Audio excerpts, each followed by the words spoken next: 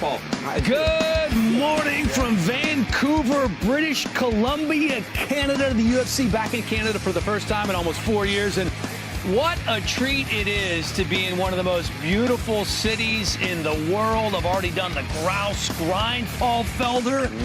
2.5 miles straight up a hill. And what do we have on the line?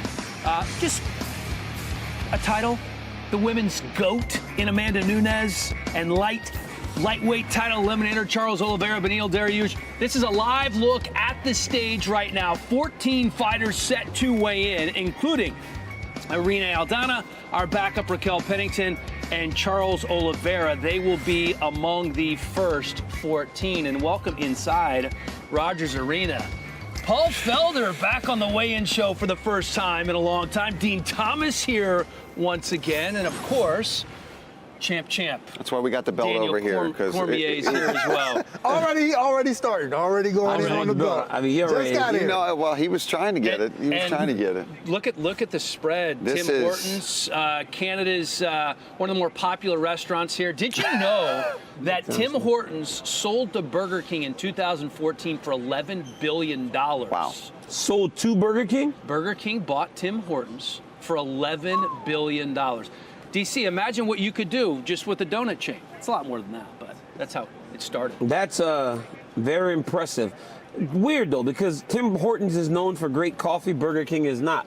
Right. You know what I'm saying? Like, Burger King would have, like, maybe up their coffee game. You know what I'm saying? That's a good point. Right? Like, Burger Especially King's if they not own known. them, Yeah, right? they own it, right? Have access to that coffee I've now. definitely never had a Burger King I'm just coffee. here to I'm just actually here to, like, raise your mind and make you think on a different level. You know what I'm saying? Like, think about that.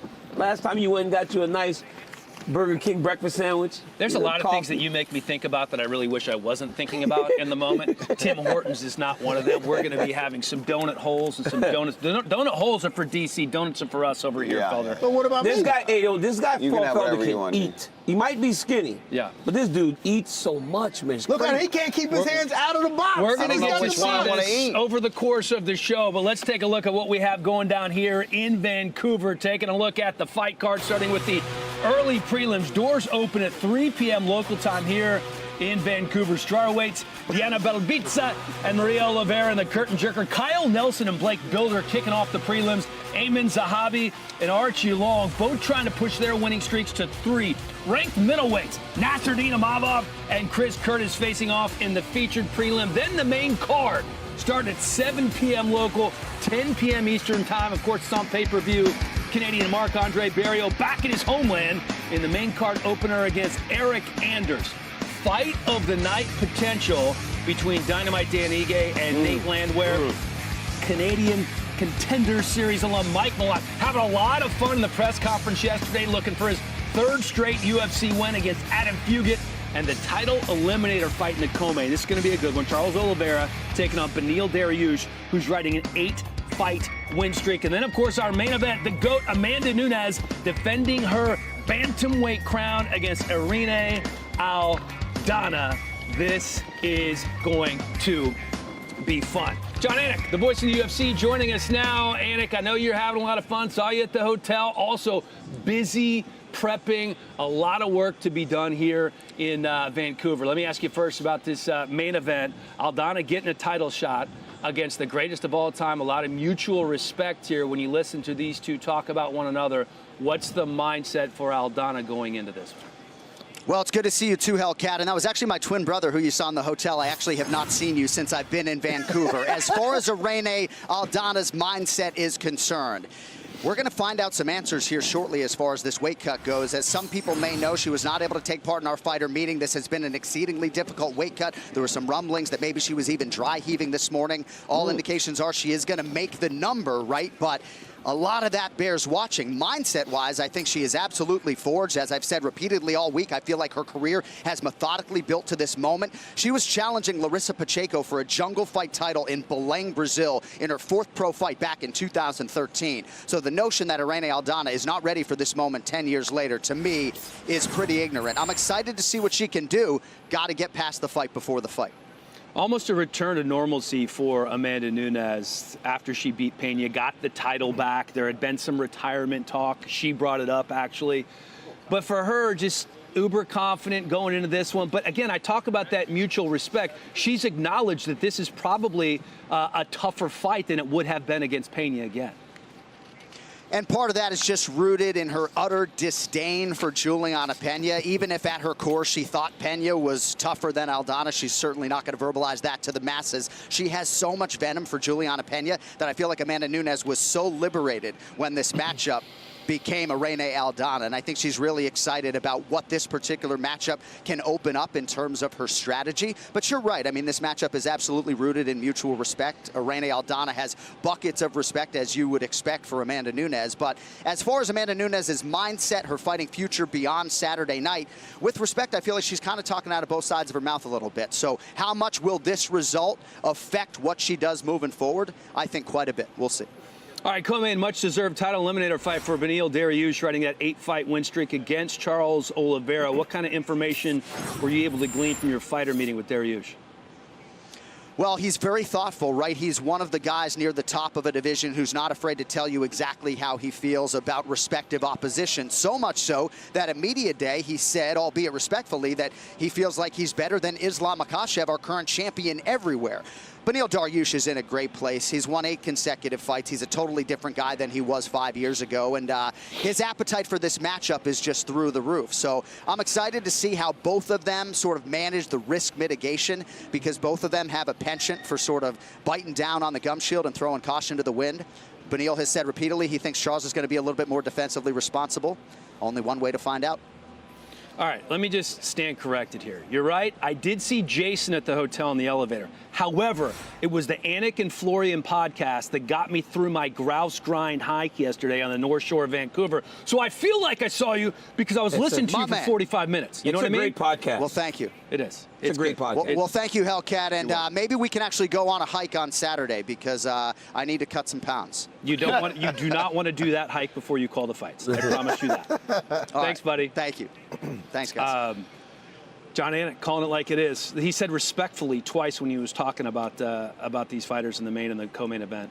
I think he brought up a good point, DC, when you're talking about this main event with Amanda Nunes, talking about this being a tougher fight, also talking about her being able to take care of business early. When you break this one down, what is the biggest threat that Aldana brings to the table against Amanda? Just her striking. Her striking, and that first time I'm here really does elevate the challenger in a lot of situations. She doesn't seem like one of those people that's going to get an opportunity to fight for the championship belt and not really be prepared and be overwhelmed by the moment.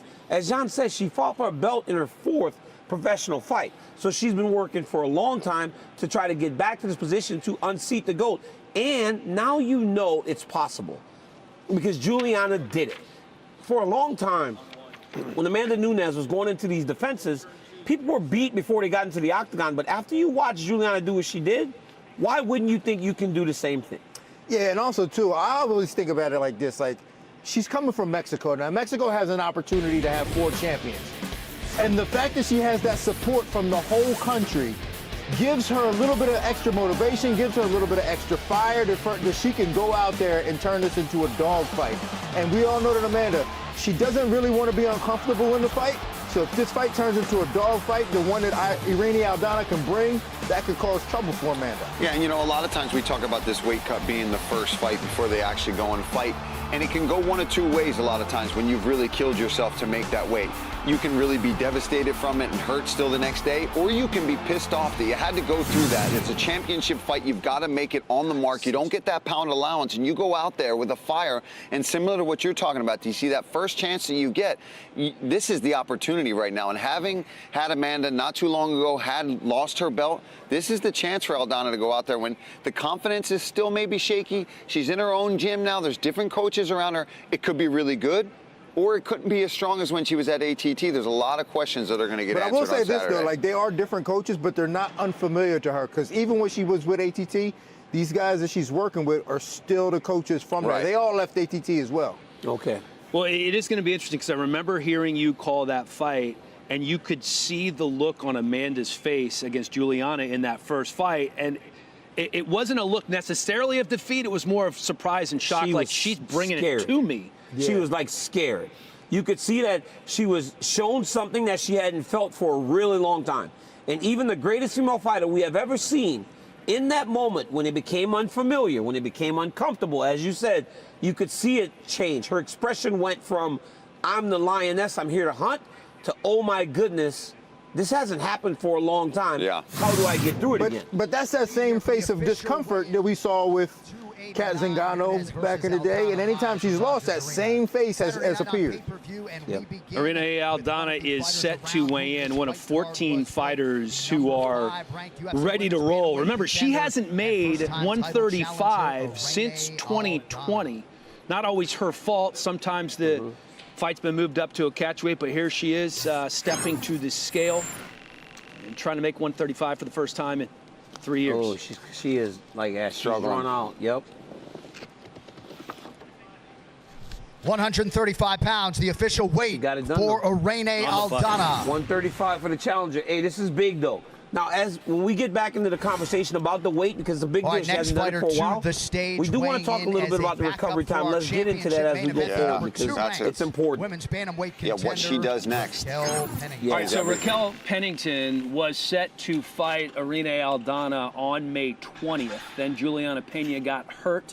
Aldana steps in to replace her in the title fight. So Pennington is weighing in as the backup for the She's bantamweight title 135. fight.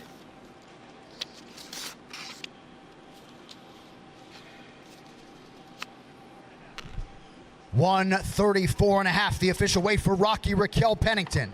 But I think for her, looking at Aldana step on the scale now, it's so discouraging. When you're the backup and the challenger makes the weight, you're like, oh. Because it's over. Because it's not like she's going to fight Aldana for the belt. Well, Amanda's not here yet. It doesn't matter. Blake Builder. My name is Blake Mal Builder.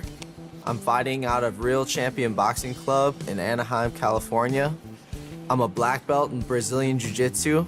I'm a two-time Golden Glove champion, and I'm an absolute ninja on the golf course. So DC, if you're ready to get your money took, let me know. Blake Builder. Now, hold on, let me see his weight first. But Blake Builder, I'm trying to get all this cash. Make the weight.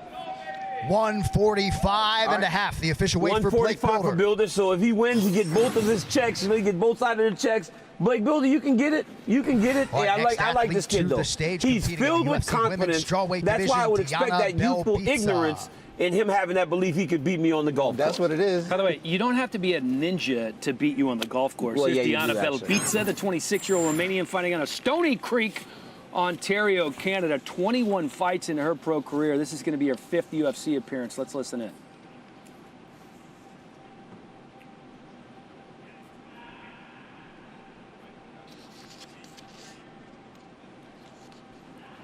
And the weight. Official weight 114.5 for Diana Belbitsa.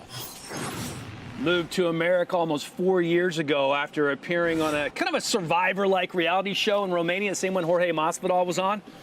And she's also going into her 3rd year of Next college athlete while to she's the fighting scale.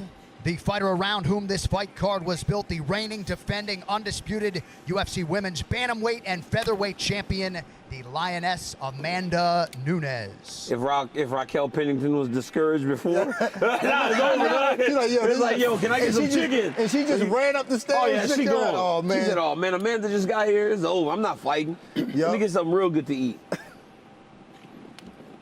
Yeah. Yeah, she just walked in the door, and when a champion walks in, they weigh in when they want to weigh in, as you know. Yeah, It every was time. like, get out of the way. Everybody get out the way. This thing got my name on the billboard. I'm going first.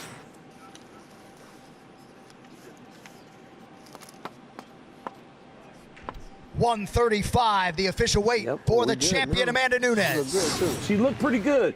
Hey, let me tell you something. They both Irene look like they're struggling to me. Irene sucked down. official. Amanda's skin color looks a little Our different. next Her athlete to face is weigh like in white. is the But number one she will not be ranked doing an lightweight interview with us contender, because she former needs to UFC go lightweight rehydrate. champion and future Understandable. Hall of Yeah. Famer Charles I'm always Dubras surprised when they do. Oliveira. I kind of am too, to barely be honest get with you. words And, out, you know what I mean? and some guys are much better than others in terms of that Look at recovery Dubron's time. getting there early. Well, you know, he's got that. Obviously, when he missed weight that one time, there was all that scale controversy. He wants to make it a point now to come in here and get on this scale with no issues. We had a great interview with Charles, too, man, full of confidence, giving Beneil all the respect in the world, knowing that he deserves this spot. Charles Oliveira. Hey, he's 154. Wow. Wow. I remember that's light. He used to come in much lighter. He used to come in like 53.5 when he was still trying to make it back to featherweight, when he was trying to convince the UFC to allow him. And look at what happened with him staying in this division. Remember how big he started to look in the weight, though? He looks like a big lightweight when he's out there. Here is Canada's own, the monster, father of two, with a record of 13-5. But when he got to the UFC, he was 12-1. Hasn't had the best luck so far, but apparently this is his run. This is rumors are that he's never been more focused in camp, never trained harder, and never focused more on his gas tank. 145 pounds, the official weight for Kyle Nelson. Cardio is king, as always. Once you get in shape like that. It's a tough weight for him to make. At 145, you can see he struggles to get down there too, but I think that's where he's going to have the biggest advantage. I think he definitely took fights at 155 pounds, didn't work out for him, but I think 45 is where he belongs. Here's another Canadian, 34-year-old Jasmine Jasudavicius. Actually used to live in Vancouver, so this is a homecoming of sorts. She's training with Chris Pickett at Niagara Top Team, and if you haven't heard the story, kind of funny. A friend of hers was going on a date with a friend of Chris Pickett. She kind of tagged along, learned about mixed martial arts, and the rest is history. So third wheel got her into being an MMA fighter, huh? And worked out pretty well. Imagine that, third wheeling it all the way to a professional athlete. That is in the the story. UFC. Yeah, crazy. 125.25 for Jasmine Jasudavicius. She's got a big frame for this weight class. She's very tall, very long, and she does use that to her advantage. It's been so fun to watch the Canadians on this card and how excited they are to be back here north of the border and fighting in front of their fans. Nobody more excited than Mike Malott, by the way. Here's Miranda Maverick. Yeah, after she beat Jillian Robertson, we went out to Norfolk, Virginia to get some work with her. And while she was cultivating an MMA career, she was going to school for her PhD and working a full career type job.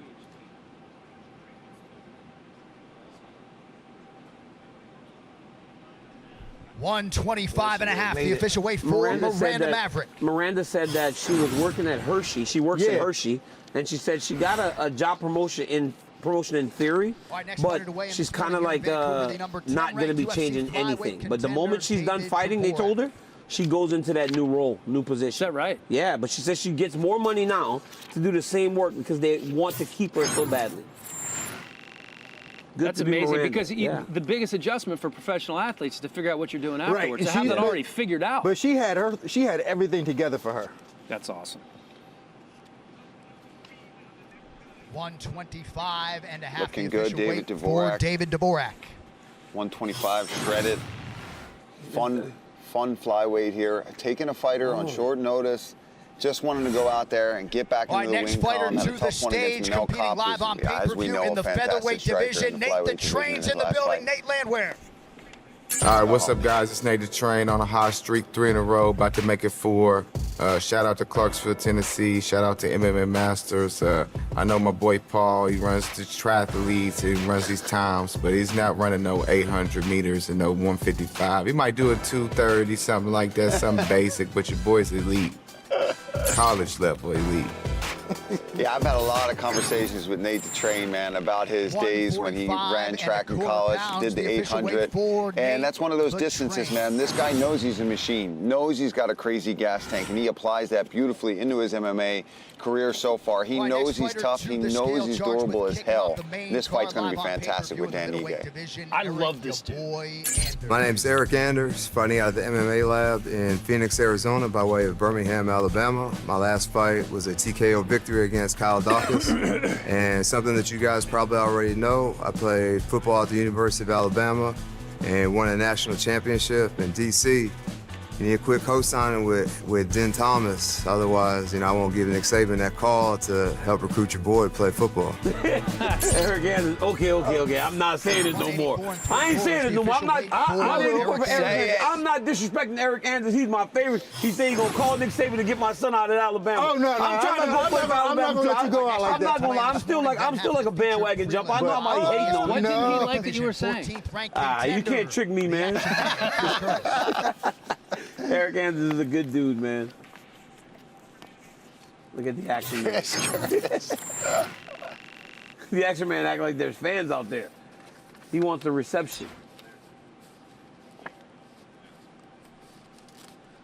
Oh, it's almost there.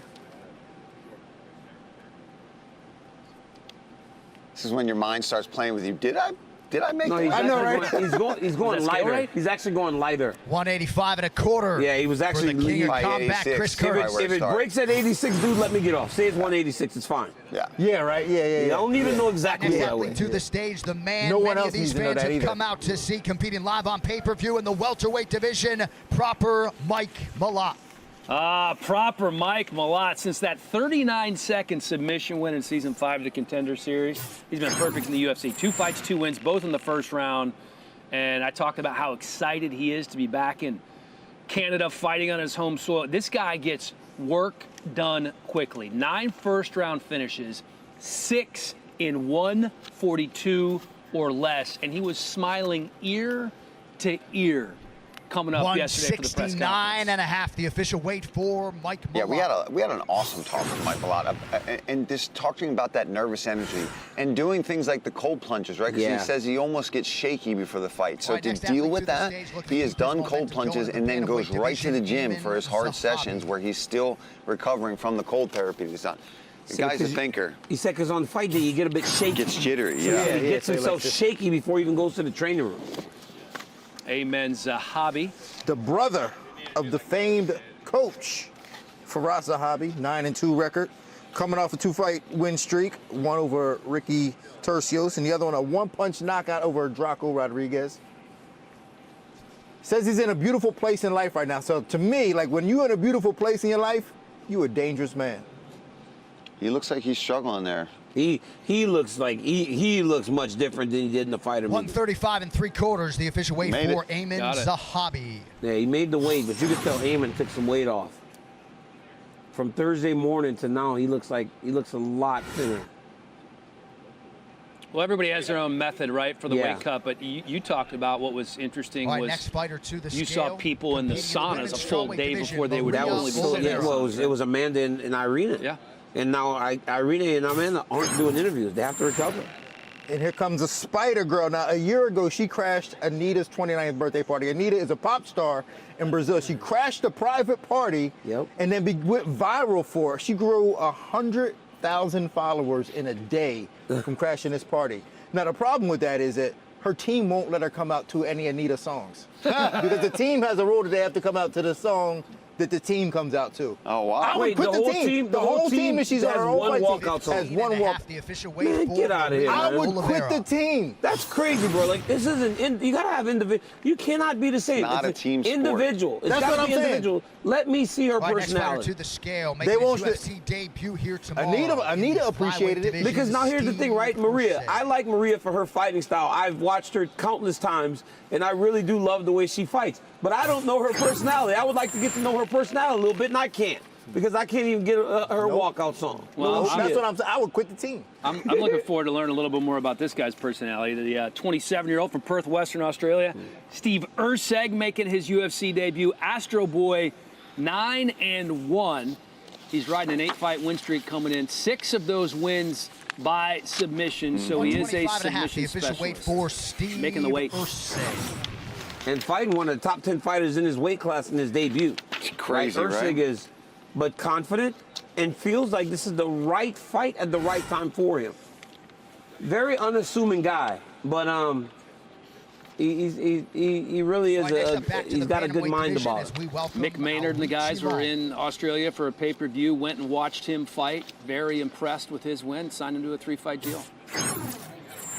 Richie fights. Long, this guy's exciting, man. Every time he steps into the octagon, you better look out. Big power, mixes things up well. He's got 8 first-round finishes, 8 KOs, so you know what he's doing. He likes to dig his feet into that canvas and throw big punches. They're not the most 135 elaborate pounds, the official combinations, weight but they're for effective for Richie him. Long. Good defense on the wrestling as well, and can mix in his own takedowns when need be. I love watching him fight, man. That Yeah, dude's he brings it, exciting. man. Yeah. All right, next fighter to the scale, competing on the pay-per-view main card in the middleweight division, Marc-Andre Power Bar Barrio. And Marc-Andre Barrio, you hear Power Bar for that nickname. And me and DC were even talking about this guy in the dressing room before we came out here today. Durable is one of the words that I think of every time I see Marc-Andre Barrio get in there. His ability to withstand damage and outlast his opponents is where he does his best work. He's still going to be there, strong at the end, throwing big combinations, mixing things up well. Very strong, very powerful, and likes to bring the action in these fights. This is going to be a good one. Coming off a win, had that tough fight with Hernandez, but back in the win column and looking to string them along now. Barrio tests you, and he tests your will. It's on you to be able to match him and stay in the fight. Otherwise, you get overwhelmed. But that's what I'm saying. That Eric Anders, that's going to be such a good fight. Yeah. Oh, boy. Here comes Beneil. Benny looking slow. Walking slow up there.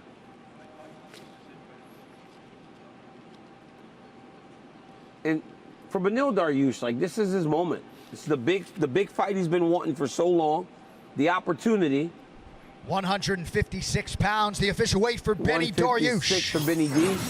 This is the moment he's been waiting for, right? He's beaten everybody they've put in front of him, but he did not have that sexy win, that eye-popping win. If he can beat Charles Oliveira, there's no more denying that Beneil Dariush is the guy that should be fighting for the championship.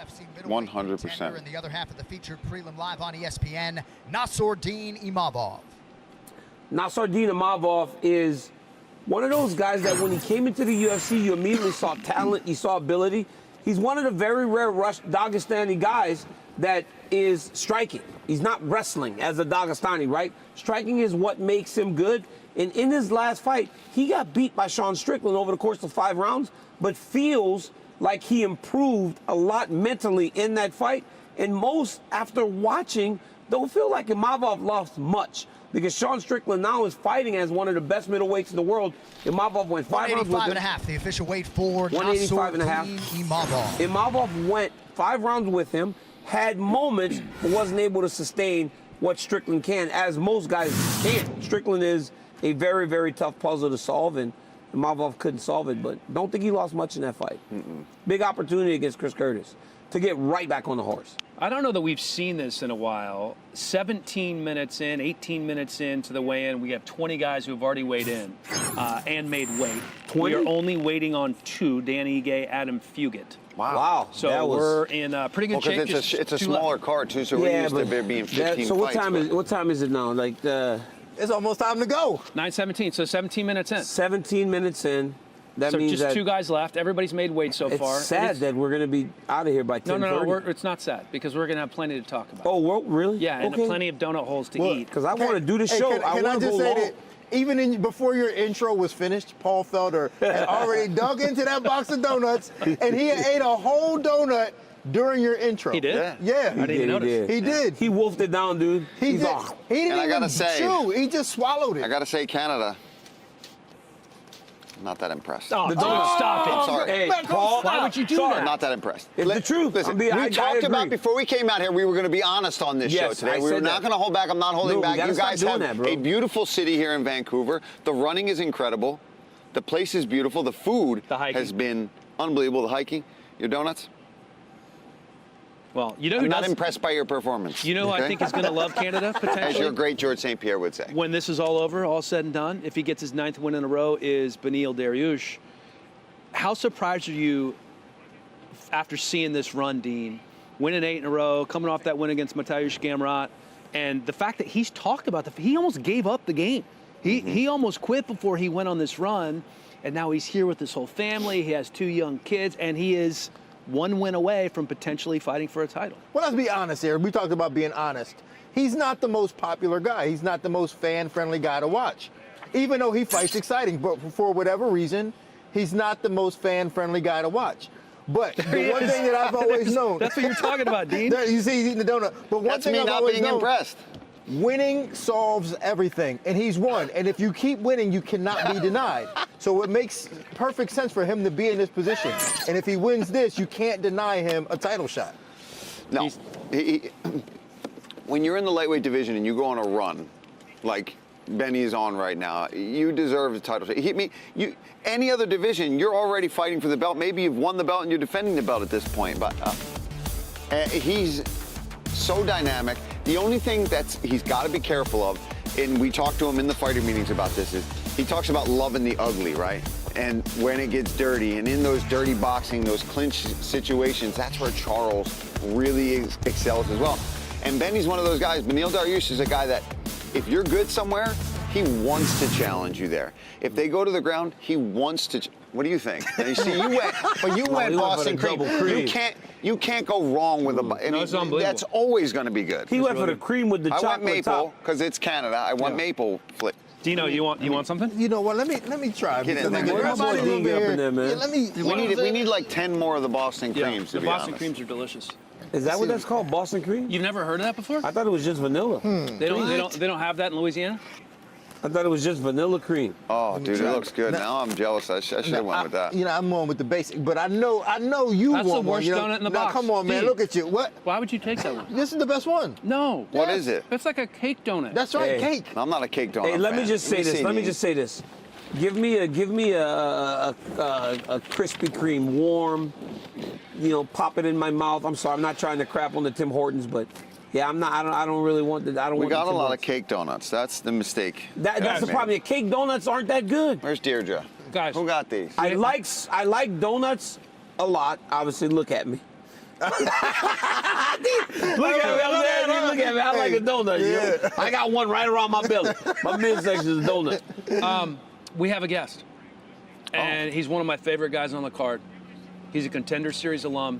He's a Canadian. Mike Malott? He is proper Mike Malott. All right. Mike, how you feeling, brother?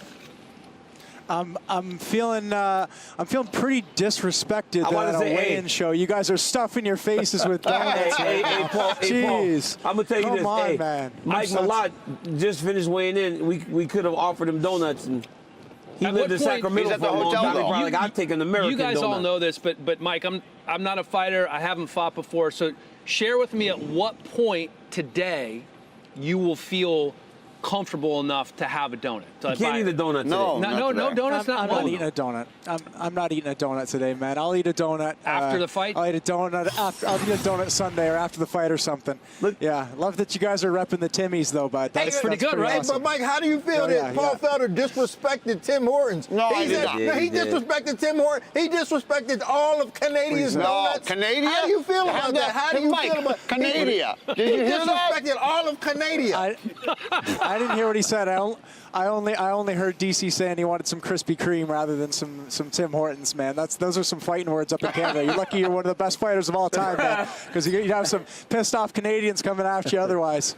My boy Mike Malott, if he opened his shirt, you could tell Mike Malott don't eat donuts hardly ever. Yeah, that's like he ain't eating one on a fight day. Hey, Mike, you were so giddy during the press conference. You could literally, just smiling ear to ear. What does it mean to you to be here on your home soil? I know it was a long flight from where you are now, but just to be back in Canada representing the UFC, and you're the guy. You're one of the guys on this card repping an entire country. I'm so proud, man. This really feels like it's our show. Feels like it's our coming home party, our homecoming party. You know, it's been a while since we've had a UFC fight in Canada, and I'm the last guy holding down the fort. I'm the last guy protecting the house. I'm the last guy representing the country. You know, so of course we have an unbelievable co-main event, an unbelievable main event after me. But I feel like for the Canadian MMA community, I'm the main event in that way. So I'm planning on putting on a show, and I felt that energy from the press conference. You know, I can even feel a little bit of the buzz here at weigh-ins. I have more energy than I normally do, just because I feel that love and those good vibes. You know, Mike, you are a guy that is 2 fights in the UFC career, and I get that we're in Canada, so you're elevated into the 3rd fight from the pay-per-view.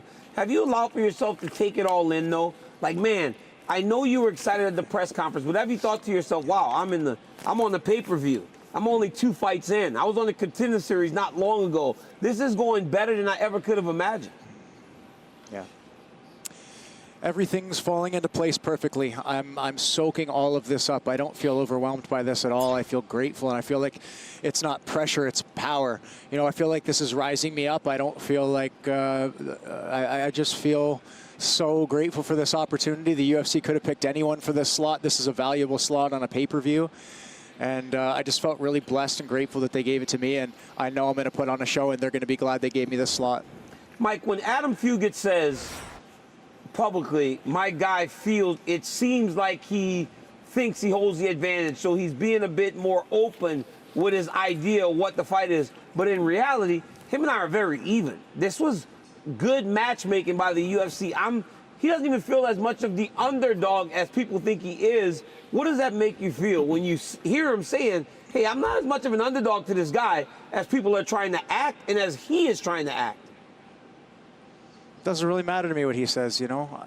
He's a tough guy, dude. He's not a bum. But I've fought tough guys my whole career. I've had big tests early on in my career. I've taken short notice fights against undefeated tough guys. I've fought undefeated guys in the main event on Contender Series. I've come in to fight Mickey Gall, a 10-fight UFC veteran who'd never been knocked out, and I knocked him out in the first round. I fought Johan Lanus, who was the champion in CFFC, the organization I was in, then got into the UFC, was 9-1, and knocked a bunch of people out. And I submitted him in the first round with only absorbing one strike in the full fight. So, sure, he's a solid fighter. He's right. He is a solid fighter. But I've been taking solid guys out in the first round my whole career. So, obviously, you know, you're very confident going into this fight. You think you could take him out in the first round. But what other advantages do you think you have over Adam going into this match? I think I have him covered everywhere. I think he's a very well-rounded fighter. I think he's a good wrestler, good grappler, good striker. I think I'm just better everywhere. I think I'm going to be able to be more of a dog with him, be more of a dog than him if it comes down to that.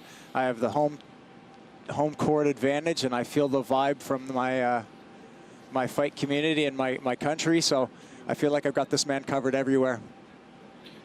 Mike, we talked to you in the fighter meetings, and you said some really awesome things about how the pressure of fight night, especially fighting here in Canada, knowing that the crowd is going to be roaring for you, you get that nervous energy. And for those that weren't in those meetings, I want you to talk about some of the stuff real quick that you prepped to do so that you could be prepared for that and handle those feelings of fight night throughout training, because I thought that was really fascinating with the cold therapy that you're doing, taking that into the gym. So just kind of let the people at home that are watching the show a little bit about how you did that and mentally got yourself ready for what's going to happen on Saturday night.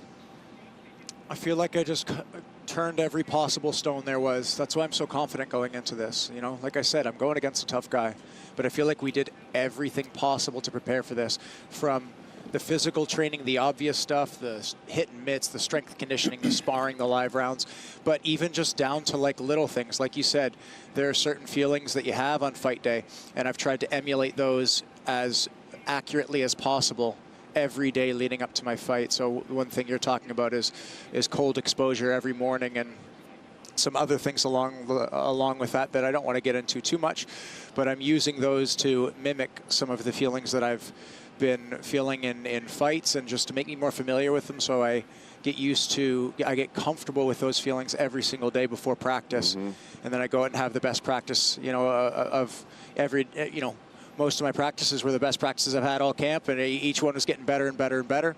So I felt like I was building really well, even with that pressure and even with like creating those deficits for myself. Proper Mike Malott, 9 first-round finishes in your career, 2 in the UFC. You're trying to go 3 for 3 here in your home country. Good luck, Proper Mike Malott. Looking forward to seeing you go. Thank you very much. Thanks, gentlemen. Enjoy the donuts. Love the nickname, Proper Mike, by the way. Dan Ige, one of 2 fighters remaining, set to weigh in, stepping to the scale as we speak. Also, his first pay-per-view main card. There are several guys on this main card who have not necessarily been here in this slot before, and you can just see how giddy they are. For him, focus on making weight right here. It's very surprising, considering the guys that Ige has fought over the course of his career. But I think a lot of those. 145.5, the official weight for Dan Ige. A lot of those big fights that he's had have been headline fight nights and stuff like that. But it speaks to who Dan Ige is, a guy that has seen the top of the division and slowly is working his way back. Doesn't want to start fighting those guys right now in the top 5, because he goes, if I fight a guy in the top 5 and I win, or he goes, I'm right back in the same situation where I'm just kind of stuck because I fought them all before. He goes, but by fighting these new guys, I get these new matchups, and while I may stay right around where I'm at in the rankings, I'm open to all these new matchups. Because right now, until there's change at the top, he goes, I don't really have as many avenues back into title contention as some people do. Plus, having them new matchups, man, you're getting better along the way. Yeah. You're gaining experience. You're getting different opponents, getting different type of situations in fights, and that's always a positive. Ige hit a little bit of a rut, back on track now, taking on Nate Landwehr, who is, by the way, in the last 3 fights, Nate Landwehr has quickly become one of my favorite guys. I love the mentality. Listen, he's a Tennessee guy. I went to Tennessee, so there's a little bit of that connection there. We're going to get him. We're going to get him on. I'm going to ask him about it. But I like this guy a lot. Of course. He's exciting. He's a ball of dynamite in there. Yeah, I mean, it's unbelievable how Nate has really shown that he's got the toughness, he's got the cardio, he's a dog, right? He's a monster, like he said himself. But now the skills are also showing up, right? He's working on his techniques, his kicking game is there, the scrambling ability. He's at MMA Masters, he's been training, he's away from his pregnant wife, he's been doing all the things that you need to do to sacrifice to become one of the best in the world. And now you've got a matchup in Dan Ige where he respects the hell out of him, he knows how good he is, but he knows that he's got everything that he needs to do it. And the mentality of Nate, I think, is what really sets him apart from a lot of other guys in the division, man. He loves fight night. Yeah. Now, I know everybody says that, but there are certain guys that you can tell that really, they shine on the day. And you can tell that this guy was a really good athlete coming up because of that right there, right? Yeah. You can do all the training you want, you can run all the what, but it's on the freaking day that it matters. Yeah, under the lights is Yes. what matters. You know what I like about Nate Landwehr outside of him just being fun? He's him. He's like unique, and he's like uniquely himself. So he doesn't change for anyone. And one of the biggest things, Nate and I had some conversations over the course of the last couple of days, and you're a suck-up, Dan. That's why you always been, I'm from over to Tennessee. Nate Landwehr, being from Tennessee, is okay saying he hates the vowels. He told me with his own mouth, He did not say that. He hates the vowels, so you will not get any brownie points from Nate Landwehr. He does not like the volunteer. He doesn't like the volunteer. Nate's with us right now. Nate, are you on? Yeah, I'm on. You hate the Vols? Can you hear me? I got you. Nah, I ain't never said I hate the Well, ball. Oh, thank God, Nate. I'm not a diehard fan, but yeah, I don't hate him. Man, why y'all didn't tell me Nate Landwehr was there? Why y'all didn't tell me he was on the deal? I was lying buddy on of that. mine play for him. Nate, first of all, I'm sure you heard what we were talking about. Love watching you fight. You're a fighter's fighter. This is a big one for you, man. You're an underdog in this one, and I'm just wondering if you heard Dan Ige say during the week that he wants to take care of things quickly, and that's what he expects to happen. Is there a final message that you have for Dan Ige before we get to Saturday? Yeah, man, I put the dog in the underdog. If I'm an underdog, that's for a reason, man. I'm made for this lifestyle. Like I just heard y'all saying, I love the fight. I love the fight night. I love the being in the cage. I just love it all. And we're going to see real quick, it's a case of be careful what you wish for, or you're going to get what you want. How much do you lean on your track background in training? I heard you reference Paul Felder. Obviously, he's on his way to becoming a world-class triathlete. I don't think he can hang with you around the track, by the way. But how much do you lean on that training? I don't think I lean on it as much as I lean on the reason why I was good at it. I can go hard for a long time, so it matched up well with when I ran the 800, and it's going to match up well come every fight night. I know that when it's time to dig deep and you're pushing in something extreme like that, you have 2 choices: gear up or gear down. And my style's never been gear down; it's always gear up. Yeah, Nate, I love that you talk about that, right? Gear up or gear down. And to me, 2 choices. You get to go out there, right? Yeah, you have an opportunity, especially in a fight when you start fighting these elite guys and you start fighting the ranked guys in the division, it's going to get hard, right? Do you feel like that is an advantage that you will hold over most of these guys in the featherweight division? Is that mentality that you have, that when you go out there, you are ready to just leave every single ounce of yourself in the octagon? Yeah, for sure. It's a feather in my cap. I know. Like you've been training this kind of thing, so you know how tough it would be to run a half mile in under 2 minutes, and I know most of the division wouldn't be able to do that, and I live that lifestyle. Hey, Nate, you did one of the hardest things I thought that any fighter could ever do, and that's to go over to Russia and become a champion. Yeah. And you was a champion in Russia. Can you draw from that experience and help you in situations like this? Yeah, man, I didn't take no easy roads. There's no shortcut to the UFC. I didn't win a lottery ticket. I wasn't no short notice fighter, man. I took the hard way, the long way, and it shows, man. When I'm in there in the fire, you could tell that I was born for that. I've been there. I've been 25 minutes. I've been 15 minutes hard. It's just, you know, I fought in the mountains of Ingushetia, 4,000 or 5,000 feet in the air. I've been in Moscow. I mean, I was built to take plane flights, and going across seas or coming to Canada is nothing new. Nate, yeah, you know, Dan tried to suck up to you with the whole Tennessee thing. You did tell me you hate Tennessee Volunteers, but it's okay. I'll let you buy with it. But Nate the Train. That's another thing we talked about, man. You said DC. Nate the Train, Throw it baby. out there. You know, Nate the Train, I'm trying to build this business. I'm trying to pop it off. How's the business of Nate the Train, Landwehr? Are baby. you aware of how things are changing around you on the verge of what is your highest profile fight to date? Oh yeah, man. I hear my catchphrases, they getting put out there everywhere. This, Nate the Train in UFC, you know, my mama ain't raised, no, you know, just, I got catchphrases for days, and I got a good name, and it's all about winning for me. I go out there and put a performance that I know I can put on, and I'm going to be a star in that octagon. Nate the Train. It's my man. Nate the Train, north of the border, ready to get it done. Thanks for joining us, my man. Always good to talk to a fellow Tennessee guy. Appreciate that. Bro, you're not a Tennessee guy. Yeah, I am. I went there. Bro, that doesn't make you from there. I know. You grew up in like D.C., didn't you? No, he grew up in Hollywood. He's Yeah, I mean, I've been to Brazil. I'm not Brazilian. Enough He's about from that. Venice Beach. He's a rich kid. You either born there or you ain't there. You go once of all. Hey, Nate the Train said you're born there or you ain't from there. So you need to stop. Once of all, always of all. Vol for life, Nate. Vol for life, baby. Come on now. You honorary. We'll give you the honor. That's my guy. See, Good luck, I told Nate. you, Nate Landwehr, Nate the Train gonna get it done up here in Canada. Yeah, he Canada's gonna love Nate Landwehr. I think they will. They will. I mean, anywhere he goes, people like him because of the way he fights. He just lays it all out there. I'm telling you, man. San Diego last year, that was the craziest.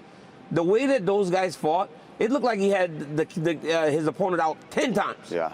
But the guy was tough enough to last. But Nate was hurt early, stayed in the fight, and ultimately built himself up to a win. But, bro, the guy's name was Darren, right? I believe so. How much weight did you lose during that fight? Well, dude, During it was that hot. during that card. How hot was it in San Diego? My Bro, we God. in San Diego. They got mattresses on top of the roof and everything. I was like, So what is hot. going on in this place?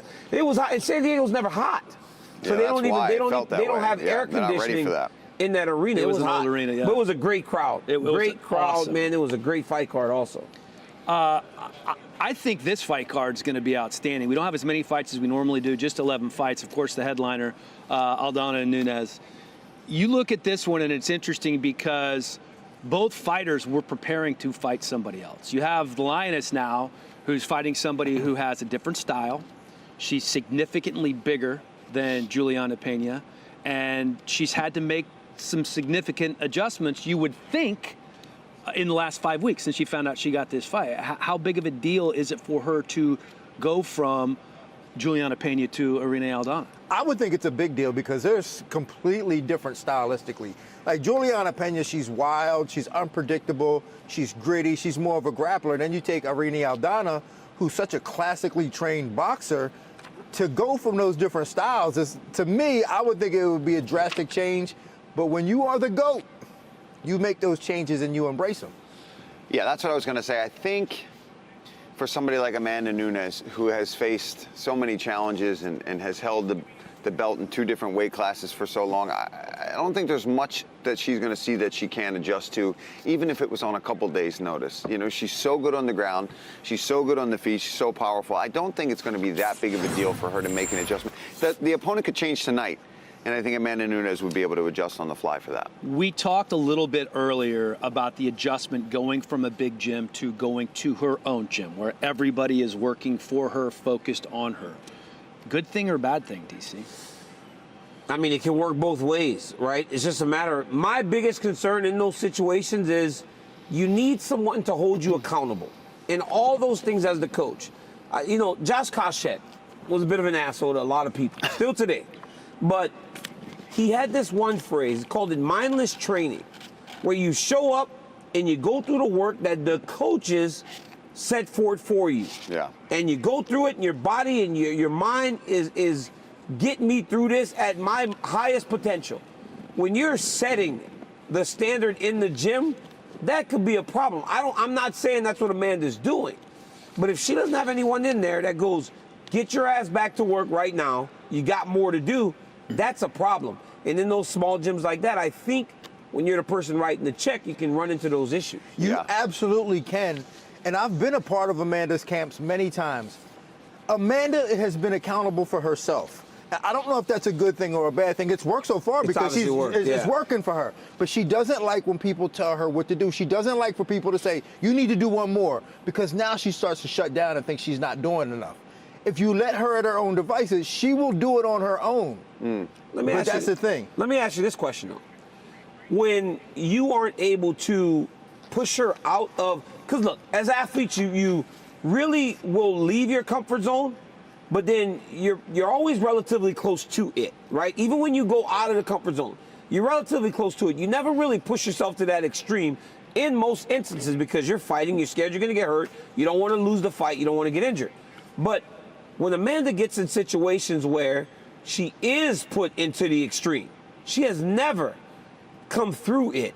Is that a problem? Is that because she never allows people to put her there whenever she doesn't want to go there? Because when Juliana put her there, problem. Kat Zingano put her there, problem. Every time anybody's been able to put her there, she has not been able to really get through it, because, as you said, she's accountable for herself, and she's going to do what she wants to do, or it shuts her down. But that's exactly what I'm saying. Is that when she was with MMA Masters, same thing. They were putting pressure on her.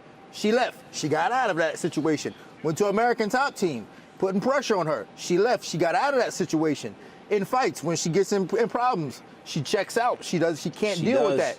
So you know that's the path to victory. But getting her there is the problem, because she's so good. She's such a good fighter. She rarely allows you to put her in them situations. But how do you argue with a method when you've lost one fight in 9 years? No, that's the problem. Right? That's the problem. Is she just that much better? Yeah, but we're not arguing the method, because this is only fight number 2 on her own, right? It's not like this has been for the last 9 years the small gym, right? This is only fight number 2 in the small gym. So the work and the outcome can still be determined. But she looked better against Juliana last time than she did the first time. Yeah, and I think that there is something to be said, right? To play devil's advocate, to having your own gym, to having your family around, to a place where you're comfortable and makes you happy, also can bring the best out of an athlete as well, too. Towards the end of your career, you've got a child now.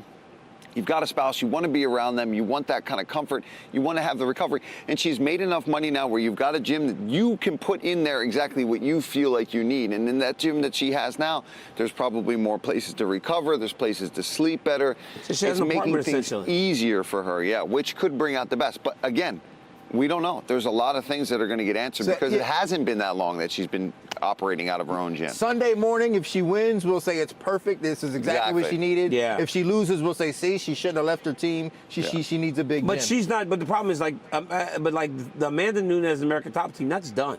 Yeah. Like that's done. She'll never go back to the American Top Team. And I don't think it's the gym so much as more importantly what you said, where it's, do you have the people? You could be in a garage, but as long as you have that right person there that's like not going to take any of your bullshit and is going to tell you how it is and push you past your limits, that's what matters. The crazy thing is, like, when you make, the more money you make, you start to pay everyone. Yeah. You're paying everyone. So people back off of you because they don't want to get fired. I want my check. Yeah.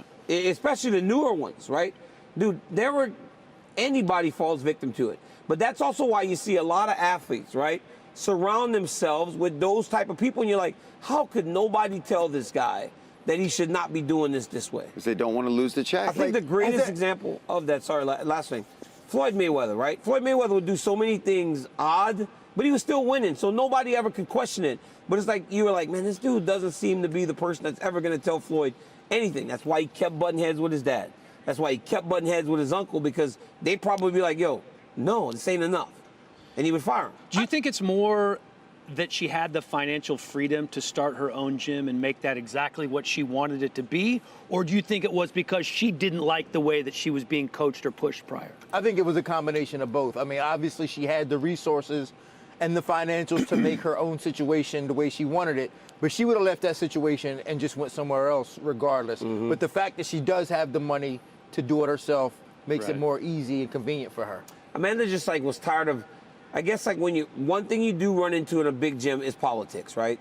Same coaches. Sometimes you see athletes in the gym that may ultimately end up fighting you, and she didn't really like that, right? And as the champion, and in her defense, only champion number 2 at the American Top Team, right? It was Robbie Lawler, then it was Amanda Nunes. It's not like they had a whole bunch of champions prior. Yeah. She had the right to say, hey, this is my gym.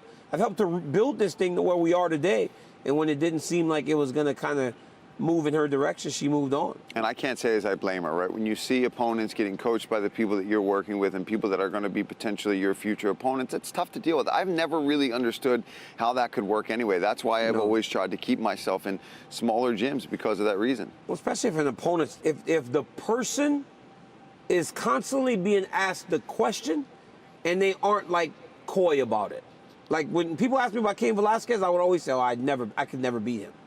Because it just it throws water on the fire right now. I'm not fighting him. No need in you asking me.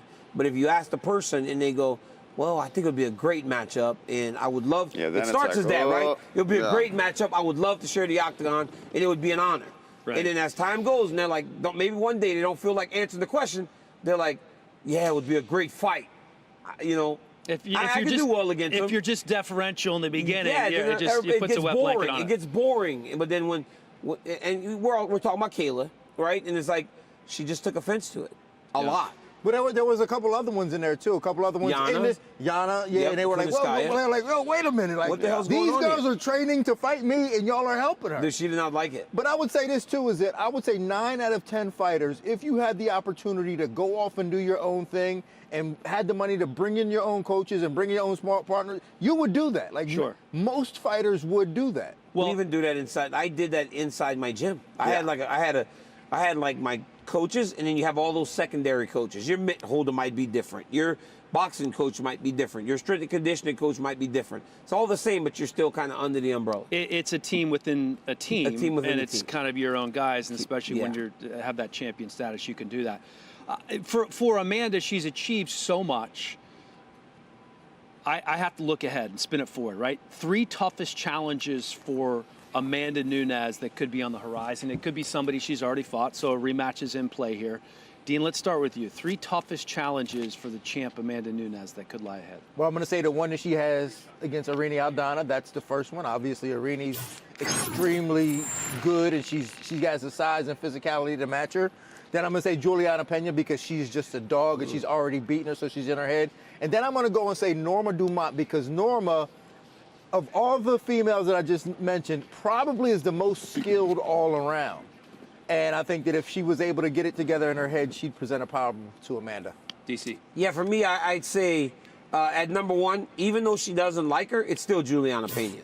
Juliana Pena's recklessness is a problem for Amanda Nunes if she can't kind of calm her down. At number 2, Valentina, we've seen them fight before, and it's always uber competitive. And it always looks like Valentina can beat her. And then I'll say that the person that she's fighting, Irene Aldana, this weekend, because of her size and her boxing ability.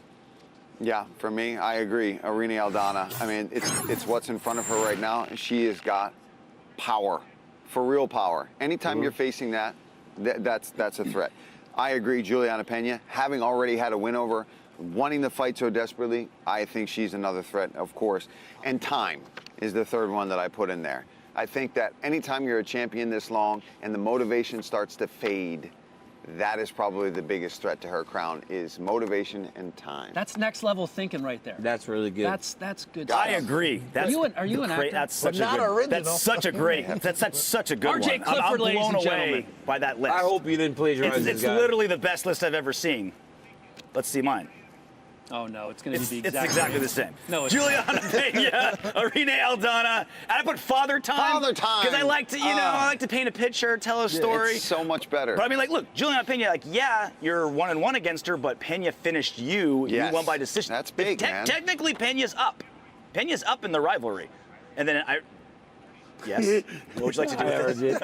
What's going on? Surprise. RJ, good. That was I like the list. But I don't Father think Time /motivation. Motivation. Yes, yeah, that's yeah, really I what don't it think is. so. Kind of its own I don't think you little can say Pena's up. Yes, They're yes. 1-1. Well, no. Because she got a finish doesn't mean she's up. That's 100%. She beat her up for longer. Yeah, It's 5 you would think rounds, over 5 rounds. That's a lot. And plus, like, at times, Juliana looked lost in the rematch. Yeah. Right? Amanda just seemed to be ahead of her. And after watching the rematch, like, how many people are going, if they fight again, I'm picking Juliana? Well, the rematch was what you expected the first time around, right? That's why it was so surprising to see Do you Juliana. know why do he what didn't she beat did. her up for longer? Because she finished her. Yeah. And she would have beat her up for longer. So there are times when we are advised to not go back at people who tweet at you and say things. my And there's some God. people that live by that, and there's some people that don't. Paul Felder is one of those guys who he gets a little emotional when people tweet criticism. So that kind of hatched a new segment that we have here on the UFC Weigh-In Show. Take a listen to this. What is this? Paul Felder tweets things. To be quite honest, I reckon if I saw you in the streets, I'd leather you. I reckon I could break every bone in your face and then help you to the hospital after I finish my run. No, you wouldn't. You're underestimating my ground game. I'll let you know I have a 1-0 record in high school locker rooms. That's impressive. Paul Felder tweets things. Can't help himself. That was amazing. What's going on with you, Paul? Dude, I can't help myself sometimes. And I've gotten so much good advice from so many people being like, man, you just got to ignore it. But sometimes... You're an angry guy. I grew up, bro. it's not even that. I grew up in a place and a time where you just like leave Mike people Tyson alone. is at the best. You just get away with not getting punched in the face anymore. It's Yeah, just, it's very- when I was a kid, if you said that to my face, I would punch you in the face, and I'd be allowed to. It was just like we street fought all the time. I grew up in South Philly. That was just the way it This was. guy, If you Paul said this Felder. kind of stuff, Did you you punched. by the way, did you like Anthony and Cody, our new They did producer, great. reading the tweets? They did great. Yeah. Hey, I remember when there are I people. reckon I could break every bone in your Yeah. face. I reckon. Everybody wants to like be famous, right? So like there are people that are like they'll walk past you and act like they're on the phone and they say something. That guy's got Dude did it me. to Paul Felder. You should have saw Felder's face. Felder was going to fight. Felder was going to fight the guy. The guy walked past on his phone and he goes, "You don't want the smoke." And Paul's like, "Excuse me." Stick the, was that the big stick the guy? commentary. It was Red- in Brazil. Yeah, the little red looking little brother. red dude. Hey, let's get another one. Can we get another one, You want to do another one? please? Paul Felder Yeah. tweets. I think we have a few of those lined up. The famous Paul segment. Felder tweets things. Paul Felder, please stop saying learning lesson. What other kind of lesson is there? It's just a lesson. Oh, shut up, David. Paul Felder tweets things. Oh, adorable. Oh man. I have a feeling we might that have a few guy, of these it's like, lined up. shut up, bro. Like, you're Captain Freaking Obvious over here on Twitter. I have deleted Twitter from my phone as the app on there. So I have to go and search it and find it and pull it back up because of people like that. So that Really? I'm not constantly just scrolling How many through it. times have you deleted Twitter? I haven't Multiple deleted it. times? I've deleted it off of my phone. That's what I mean. haven't Like, how many deleted times my- have you taken it off your phone? We're probably at least number 3 of it right That's now, but hilarious. it's still off. It's Don't not, delete it is your not. kids. Lappy's No, kids. and I was advised Good not looking to kids, for the right? sake of my commentary and UFC career. Yeah, you And don't do that. I do, I do the podcast with Chiesa too. It's like we have to tweet out fan questions and getting people involved. So I can't actually get rid of it. And for all those people, UFC Roundup, we love you guys. Make sure you get your fan questions. Wow, in. look at this. Back on Tuesday, UFC Roundup. Good plug. No, that was well done. That was very DC. Daniel, you got to get Guys, it in while let's you're here. play a little game of You Better. You guys Okay. remember how to do this? Yeah, I'm going to let's give you a do it. name and you're going to kind of coach them up. That's one of my favorites. We're going to start with DC. Amanda Nunes, You Better. Amanda Nunes, you better set the pace early. Do not allow Irene Aldana to get started in no way, shape, or form.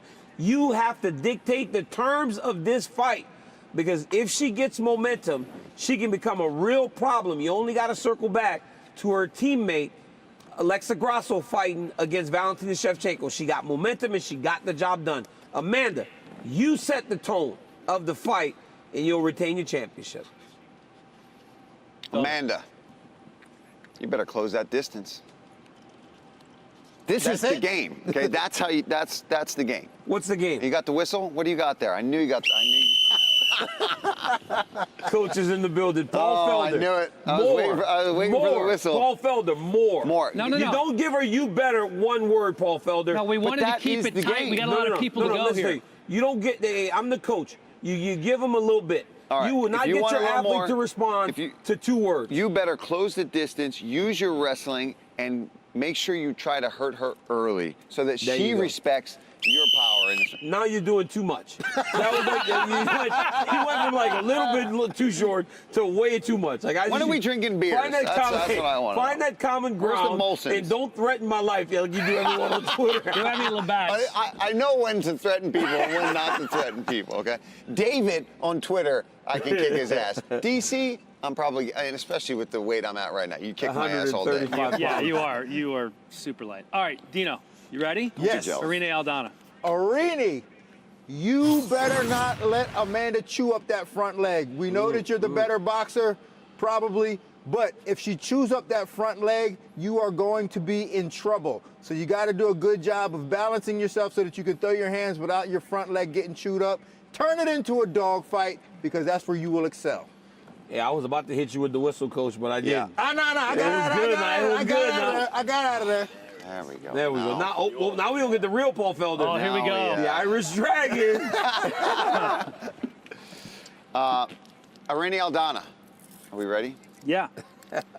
You better get behind that jab, keep things at distance, check kicks. I agree with Dean on that. Check those kicks, but pepper that jab and set up your power shot. Look for that big right hand, but that's going to bring that left hook because she can't throw it too early, right?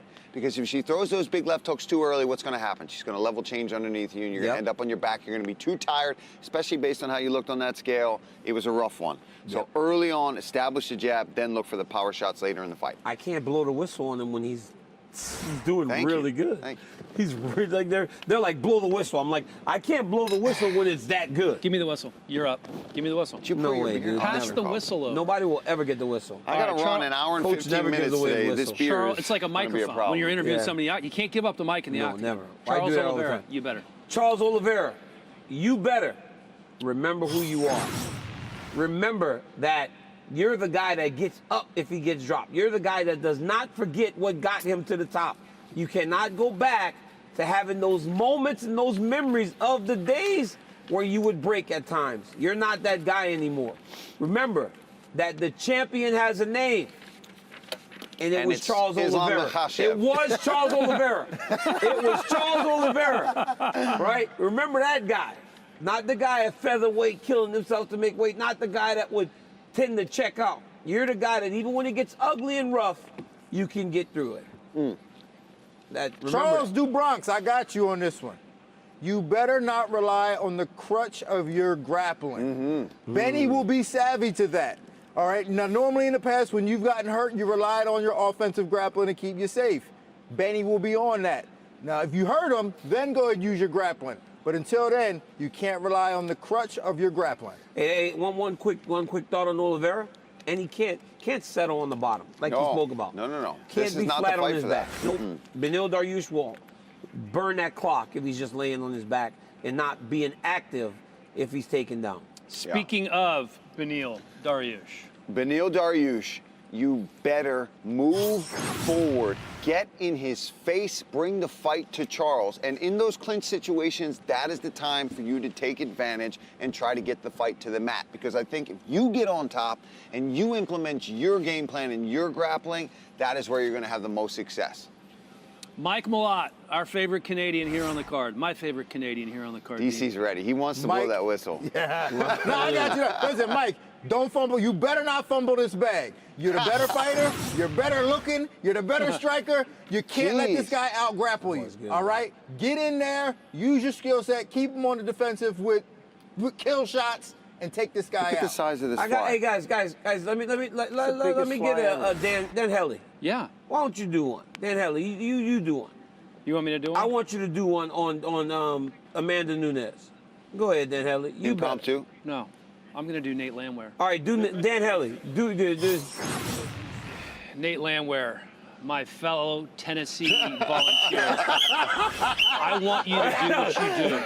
I want the train to choo-choo all night long here at Rogers Arena in Vancouver. You come out like your pants are on fire. You come out like you are finishing up the last 50 meters of an 800, and you kick his ass. Jeez, I wonder who you want to win. Yeah, coach. I'm not calling the fight. You're not calling No, the fight. still, Yeah. but coach, you're supposed to be unbiased. You're working for the UFC. What do you mean? You can't be just biased, coach. I'm telling him what to do. You do. I'm telling you, so the next time you ever call a fight, they're going to say you're biased because you did that for Nate Landwehr.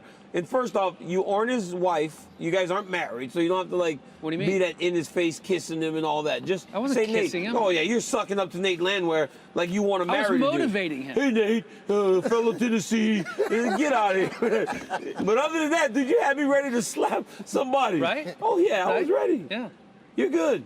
It's good. Thank you. It's those steely blues when you look into I know when he you, does. Oh, my I'm goodness. jealous. You got Look at him. them Daniel Craig looking eyes, man. He's I got like a big- really good. I got a big forehead, Dude, so I it's need something to crazy bounce how it you're out. still so good looking, even at like 55. I'm not 55, asshole. How old are you? You in your 50s, though. I just turned 48. God damn it. Man, I'm What saying is you look going on here? I'm just saying you look Disrespectful, like bro. Yeah. It is super disrespectful. Because how old are you, D? 39, 40? Yeah, I'm 32. That's my favorite. You look at. Yeah. They say black don't crack. Yeah, black don't crack. They say black don't crack. Dean boy. doesn't have a single wrinkle on his face. Yeah, you know what I'm saying? 32. I moisturize. I look like a Cocoa butter. Hey, guess what else D you got? D, wait, show him what you got in your hand, D. What you got? What you know for your hair? Oh, hold on. Hey, look at that. Look at D. They try to act like this. Bro, look at that. For the waves? Show him, D. I keep it. The handsome D. I gotta Thomas. make sure them waves is coming through. You know what I'm saying? When the waves, I get to put the little sport waves in there. How do you not have a single wrinkle? Because man, I'm moisturized. I look Cocoa butter. like Casper the Prune. Like look at my I know you got the. No, we pearl just gave you a compliment about how good looking you are. I'm deflecting. Okay. Yeah. You don't like the compliment of being good looking? No, you are. You're a good looking man. You love that compliment. Yeah. Something else, boy. Hey, I'll tell you that, D. Hey, D, I'm something else, boy. I ain't gonna tell you that you gotta much. take it when you get it. My mama told me since I was young, boy, you are just so good looking. I don't lack for confidence. You guys are crazy. Biggest fight of his career, Beneil Dariush is joining us now. Beneil, how you doing, man? How was the weight cut? Was he listening to all of this? I hope not. Yeah, I was listening to all that. Let's see. You guys talking about gray hairs and wrinkles. I could talk about that all day, son. Beneil's like 25, too. Yeah. I look like I'm 55, but I'm 34. The weight cut, rough as usual, but we got through it. So on to the next part. You talked about a title shot potentially coming if you take care of business here. Obviously the biggest fight that you've ever had. You're riding an 8-fight win streak, but this week has to be a little different for you with the magnitude of this fight. How has it been for you? Family's been with me. We've been going to the park. We've been doing the usual. It's been pretty smooth so far. All that's left is to go to war. And this is the freedom part. This is where I get to do what I love to do, and nobody tells me to do it any other way. Beneil, you talk about that, right? Where the fight night is really when you get to show who you are as a person inside. And I love that about you, right? Because you are very polite. You're always very respectful to everybody. But then Saturday night, when that cage locks behind you, is when you get to really shine. How hard is it for you, and especially in this particular fight, when you've got somebody like Charles that, as you put it, is not afraid of the ugly like you are? What are some of the things that you and your coaches have done to prepare to try to keep you on track, right? To use that discipline that you've talked to us in the fighter meetings about that is probably going to make it a little bit easier for you to secure a victory on Saturday? You know, it's just, it's the same thing they've been doing all their whole life, basically. My coaches, for as long as I've known them, they've been trying to basically tell me to calm down, and so nothing's changed. So they've been just repeating themselves, but and hopefully tomorrow I listen. You know, that's really it. I don't know what else to tell you, hopefully I listen. That's all I got. And Beneil, with the family with you and having everything kind of stay on course for how you would do day-to-day life, how important is that for you to bring them with you? And when did that start? When did you start actually bringing the children, bringing the wife on the road with you for these fights? So I had my daughter Alva, who turns 2 today, so happy birthday, Alva. Happy birthday. I had my daughter Alva, and I was supposed to go fight Gamrot, and it was in Abu Dhabi, so leave her for 2 weeks. I was like, nah, I'm not leaving my daughter. And everybody's like, you're crazy. You're gonna take her with you? I was like, of course I'm gonna take her with me. I'm gonna leave her here. I worked so hard to become the favorite, and I'm gonna leave her here. Now the mom's gonna take over again. Not gonna happen. So I picked her up, grabbed her, brought her to Abu Dhabi first. We had that trip. We had that fight. We spent a lot of time together. We got even closer. Came back, and I said I would never separate from them if I don't have to. Awesome. Beneil, I think I ask you this every time I talk to you, but hoping that you had a sense of enlightenment now. So I've always thought that you had a very fan-friendly style of fighting. I mean, you go out there, you put it on the line, you've got knockouts, you fight with your heart, but for whatever reason, the fans don't seem to resonate with you. Why do you think that is? Well, a lot of fans call me a zealot. They call me a Jesus zealot, which is fine. I kind of like it, to be honest with you. I don't hate it. Devout Christian. I'm not gonna trash talk you. I'm not gonna go into the cookie cutter approach where like you talk bad about this guy, he talks bad about you, and then that's how you build up the hype. This is what I do, man. I love fighting. So if you enjoy fights, then watch my fights. If you don't like my whatever attitude you want to call it, call me a zealot, call me whatever. You don't like it, don't watch me fight. Or watch me to lose. Maybe I'll lose. Charles might be the guy who gets me to lose, you know? So I think that's really it. I really don't know why people don't want to watch me. Speaking of Charles, what about Charles's fighting game has you most concerned? I don't know, man. Yesterday's face-off was a little weird. I felt Charles had a lot of weight on his shoulders and almost, I don't know. Obviously, a lot of his stuff, he's very talented in terms of technique. He's one of the best striking and grappling, but yesterday's face-off just was not what I expected. Beneil, you know, you spoke a little bit about, oh yeah, here's the face-off from yesterday.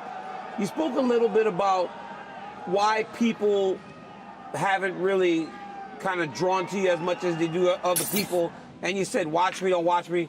You don't care as much. But this is the biggest fight of your career. Does it have to be sexy? Because so many people feel like the one thing missing from your resume is that one eye-popping win over a big name. Charles Oliveira can be that. Does this fight have to be sexy in order for you to be undeniably the guy that fights for the championship next? I don't know.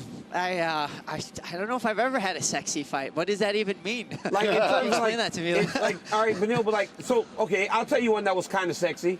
You and Jakar Close, but Jakar Close wasn't Charles Oliveira, right? Jakar Close, that was sexy. That was fun.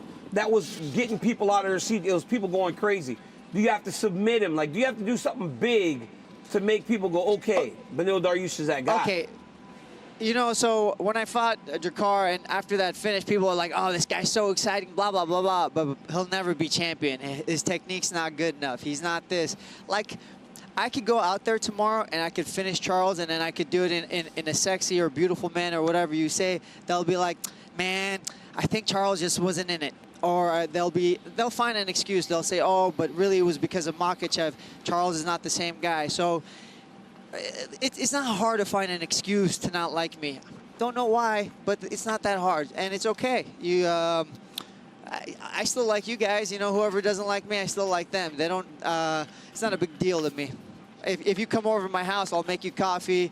I'll give you some halva, which is like a Middle Eastern treat. I'll treat you real good, but like, you don't like me, it's okay. I'll come to your crib, Beneil. Sure, dude. We're fans up here, Beneil. You tell me when. I'm trying to pull up on you. We've got some mediocre donuts up here if you're interested. Beneil, this is all DC's eating right here. See this? This is like DC's had all three of these donuts in here by itself. It's unbelievable. DC, you got to come to my house, man. We go hard on the desserts. Donuts are great. I'm not never gonna hate on donuts, but like when it comes to coffee, like I roast my own beans. I got an espresso machine. Beneil, I'll make you whatever you want. I'm in Orange County quite a bit, Beneil. So yeah, we run in the same circles a little bit. I will be reaching out to you to get some of that coffee. And what was that dessert you called it? The middle, what'd you call it? I got a plenty. It's just halva's my favorite. Yeah, I want that halva. That's what I'm looking for, that halva. Yeah. All right. Yeah, come through, bro. Come through. Hey, Beneil, I know you don't know me like you know DC, but I only live 30 minutes up the road from you. So when I show up at the gym, come through. Beneil would never have you in his house. What? He's personally told me that. He was like, yo, anybody can come over but that guy. You know the guy with the blue eyes, the older looking gentleman?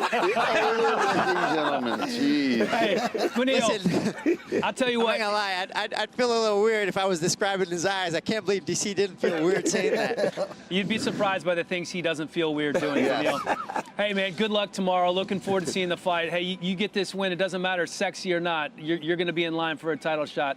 Going to be looking forward to seeing how things go tomorrow night. Beneil Dariush. Kick ass, Beneil. Dang straight. That's what I like to hear. Hey, Dan, Beneil, you're so lucky that Dan is the person that decides that now. Because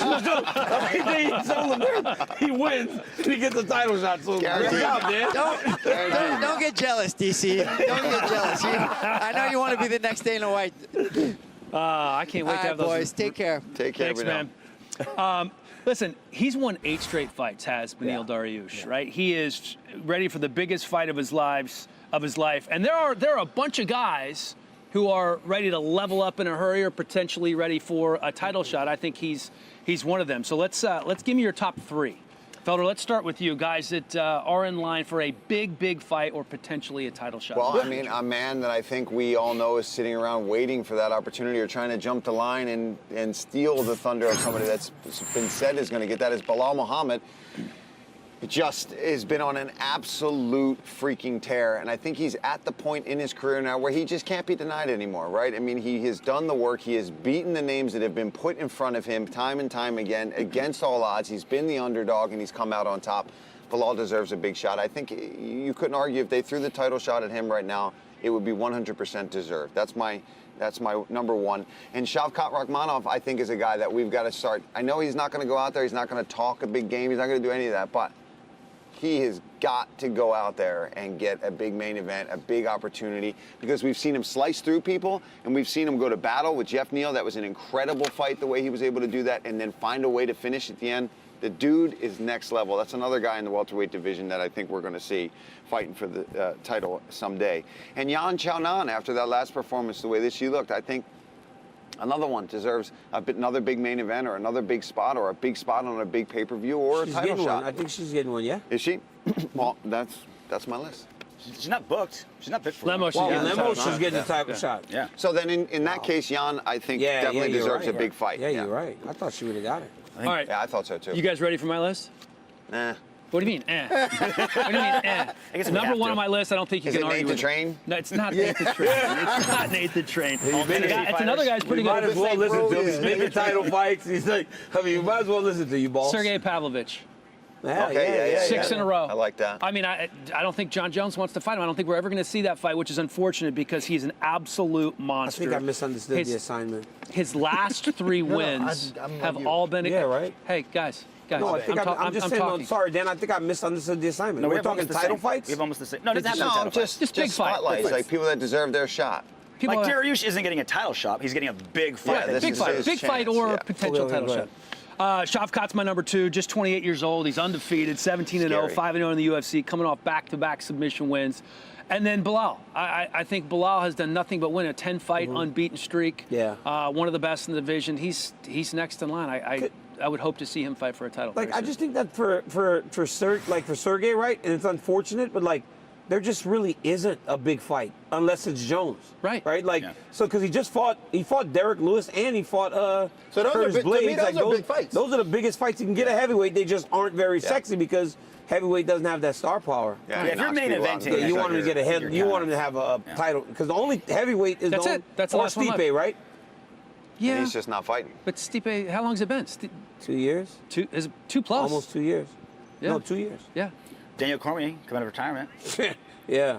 My fat ass out there. Can you make heavyweight? I mean, I'm not over Can you make heavyweight? Not after the donuts. Canada with Tim Hortons. Right here, man. You disrespectful, man. No, man. Yeah, you are, bro. I just thought we tripping. was on the same team. Where my whistle at? No, Where my man. whistle for Hold on, your man. ass? I'm just playing. All right, man. let's get this Nate the Train back on the tracks here. I'm going to go Umar Nurmagomedov, 16-0. Who was he, 28? Something like that. And no big fight. That's what I'm saying is he's no big fights. Like, give him something, like, not ready for a title shot, but within a division with that many sexy fighters and so many great matchups, give him a big one. And then the two staples, Bilal Muhammad, give him a title shot. Yeah. Done deal. 10-fight unbeaten streak. He already has the rivalry with the champion, right? The eye poke fight. Like, it writes itself. He walked through Gilbert Burns. Like, he barely broke a sweat. I know they were both injured, kind of a weird matchup, but... Yeah, but he was beating Gilbert before Gilbert hurt himself. It was right? Like, he was already winning. And that dude went 25 minutes like it was no problem. It's a situation where he was trying to take him down and he hurt him. It's like... Defending the takedown. Yeah, I mean... Those are the two slickest guys. I still got one more. Shavkat Rakhmonov. Yeah. It wouldn't be a weigh-in show. You know, Laura's not here. Yeah. He's been on every list so far. 17-0, 17 finishes, back-to-back performance bonuses. Like, what else could you ask for of a fighter? Yeah, I think everybody believes Shavkat should get that big. He's in like Hamzat. Hamzat got Gilbert very quickly. I think it's time for Shavkat to get his. I have Umar Nurmagomedov myself. I also heard, though, that they were offering Umar some very big things. I heard he had got offered a fight against Merab Dvalishvili, in Charlotte because of the hand. I was in the gym with him and he told me. So he seems to be right on the verge. And I think Mateusz Gamrot. Gamrot's biggest fight has been against Beneil, and obviously we're saying Beneil is finally getting his moment, so he got a very worthy opponent. He didn't get a big name guy. It's time for Mateusz Gamrot to get his opportunity. He had a main event against Sarukian last year. But it is Sarukian a big name guy? that was two guys that are deserving. Two guys that are deserving, spots, but they're not Max Holloway. They're not Brian Ortega. They're not those guys that we break into that glass ceiling. Armin's another one. I would say that could be on a list. Armin is another guy that probably deserves an opportunity very soon. So I went a total different direction with the exception of Umar Nurmagomedov. I went with him. He's 16-0, 4-0 in the UFC. I went Javid Basharat. A guy who no one really knows about, but I think he's a tremendous fighter. He's 4-0 in the UFC.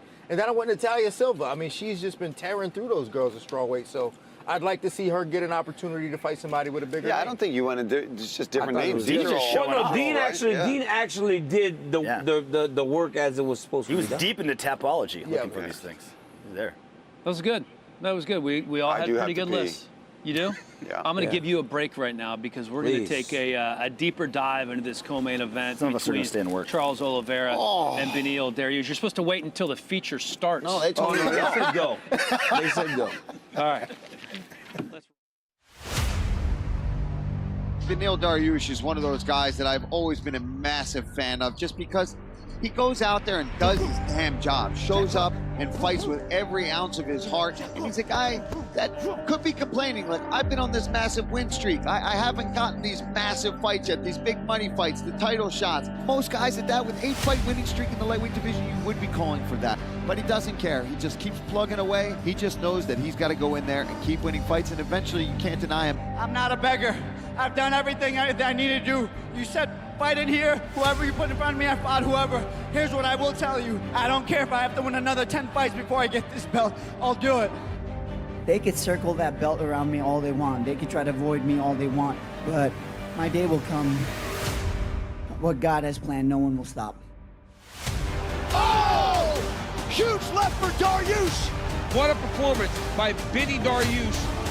Taking out a surging contender. And I think that you've got to give him a #1 contender fight, if not eventually a shot at the belt. O Ben é cara que merece todo o respeito do mundo, é cara duríssimo, né? Mas eu acho que a minha sede vai falar mais, sabe? Quanto que eu quero. Eu tinha que dar um passo para trás para poder mostrar mais uma vez que eu sou iluminado, que eu sou cara diferenciado, eu fui escolhido por Deus, tô aqui para fazer história. Leandro Peso Leve ainda continua faminto, continua rugindo e tal. Vai ser a grande guerra. His name is plastered across the UFC record books. One of the most accomplished mixed martial arts athletes of all time. He has the most submission wins in the history of the UFC. He's got the choke. It's over. It's over. He's phenomenal on his feet. Oh! Chandler's in real trouble. Charles Oliveira is something special. He's the #1 contender. He's ranked #1. I couldn't ask for a better fight. And I think it's going to be a war. Beneil Dariush fights with unbelievable toughness and heart on display every time we see him out there. Oh, that's it. What a knockout. Every fight, his mentality is fight or die. Beneil's in real trouble. Oh! Oh my goodness! I feel like every one of my fights makes a statement, and I think this one will put it all to rest. I mean, if this doesn't get me a title shot, I don't know what will. Acho que essa luta conta bem, fala muito. No final do ano eu sou o próximo desafiante. Se você acredita verdadeiramente, irmão, vai acontecer. Todo mundo sabe, eu vou cair pra dentro, eu vou me quebrar com esse cara, eu vou fazer acontecer. Sabe, vai acontecer. I'm not leaving anything to chance. I'm going to prove to the world who I am, and I'm going to finish the fight.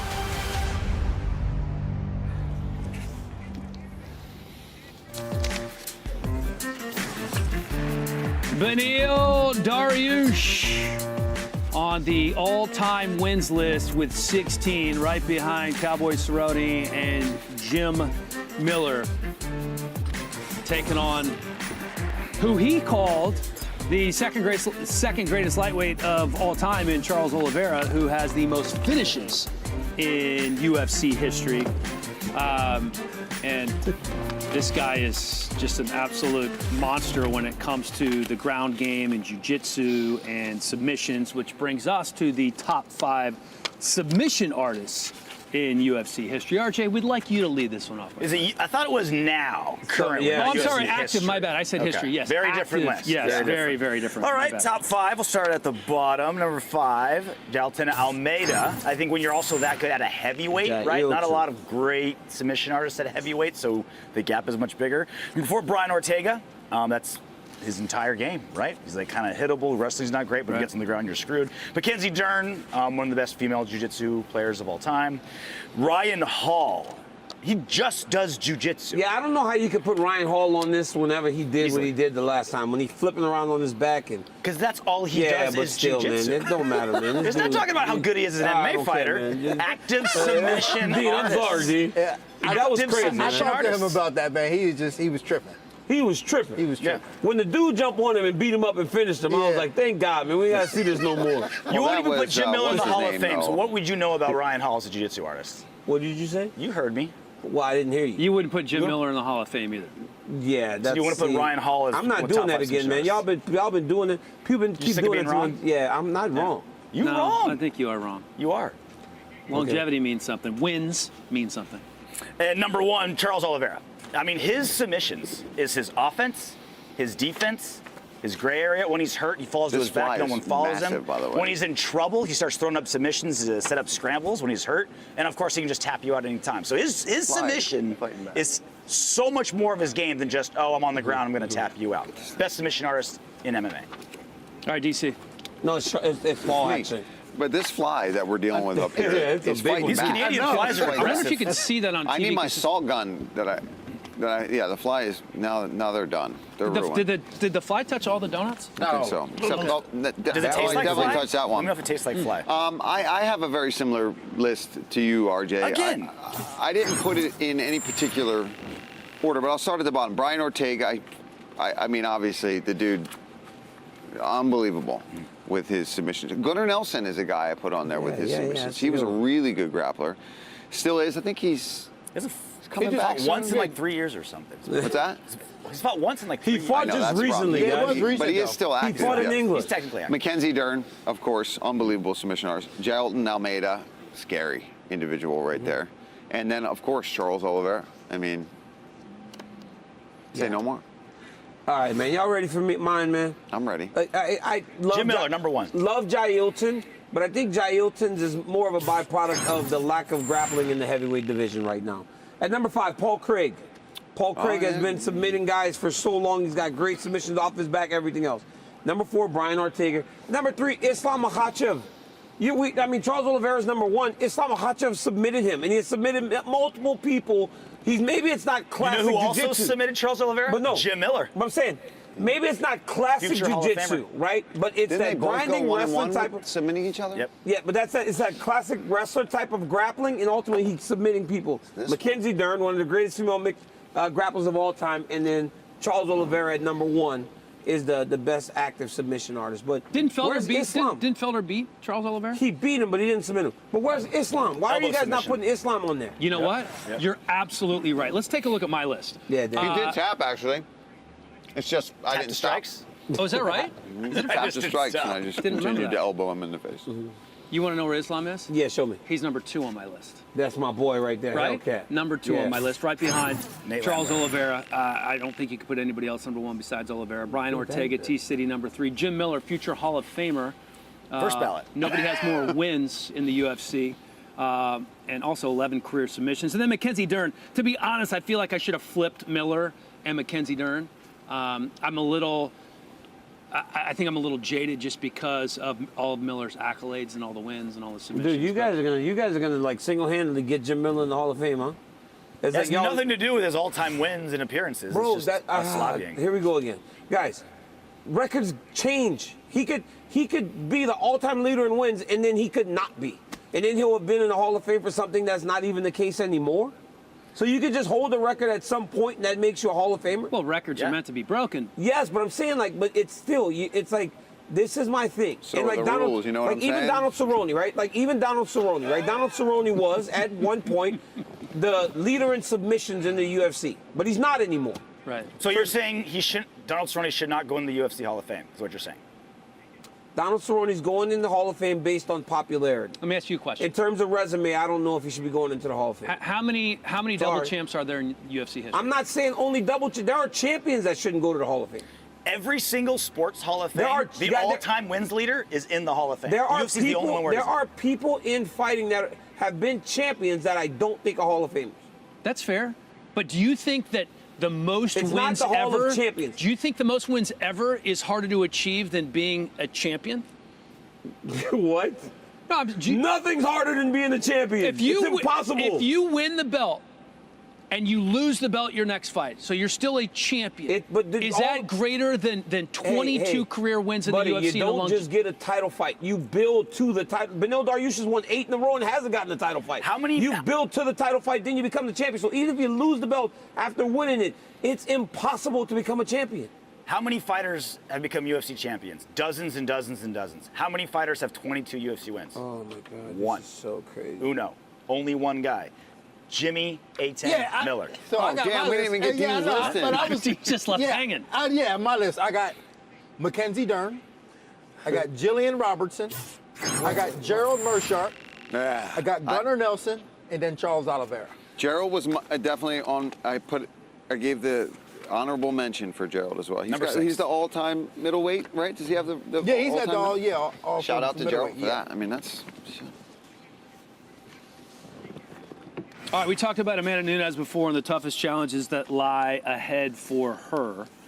How about the toughest challenges that lie ahead for Islam Makhachev? DC, let's start with you. Islam Makhachev, who, guys, I'll have on my YouTube channel later, his thoughts on the Dariush Oh, good fight. tease, good tease. My 3 toughest, Beneil Dariush. I think that Beneil Dariush's skill set does match relatively well with Islam. It's what do we consider tough? I think Charles Oliveira, because in the first round when he got taken down, he did good. He limited the damage. He got hurt when he got reckless. And Volkanovski, because we have seen Volkanovski push him to a level that no one else has. So I got Beneil Dariush, Volkanovski, and Oliveira. That's a YouTube channel. I got a YouTube channel. Yeah, Islam Makhachev will be on that later today. So make sure don't ask him. He'll still tell you about it. Make sure y'all tap in.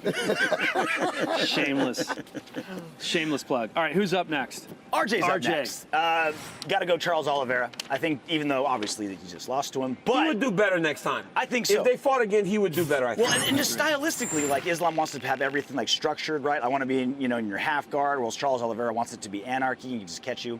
I think Rafael Fiziev is an interesting matchup for him. Really, really good takedown defense and such a brutal striker. And I still think Justin Gaethje. I mean, obviously, if he gets past Dustin Poirier, that's a big one for him. But between his leg kicks, all-American wrestler, the power that he has, he's just a vicious combination. Gaethje took the first round off of Habib. Yeah. And we saw Islam kind of slow down in the 5th round against Volk. I mean, that's Gaethje's. Volkanovski is just the greatest. Like, the dude is just unreal. Yeah, no kidding. He's crazy. All right, on my list, I got Beneil Dariush. I think that's pretty consensus. I got Arman Sarukian. They fought before, but I like his still chances. I think he fought him really well. Yeah, and Debut. And he's gotten better. And then my third, I got Jalen Turner. I think his body type is going to be a problem for everybody. And his last fight against Mateus Gamrot taught him a lot about fighting grapplers. Oh, Dean. Oh, Dean. Look at that. Wow, Dean. Dean, wow. Hey, listen, I'll take it anywhere I can get it. Thank you. Thank you, Uncle Dana.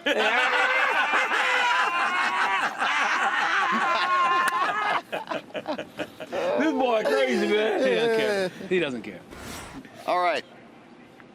I agree. Arman Sarukian is on my list. I think that kid's an absolute stud. I think he's going to be the future of the division amongst other guys. I think the way he fought him on short notice that way in Russia and, coming in on his debut, he could give him problems in the future. I don't think he's ready for that challenge yet, but if Islam is still around and still holding that belt, I think that's a kid that could challenge for it in the future.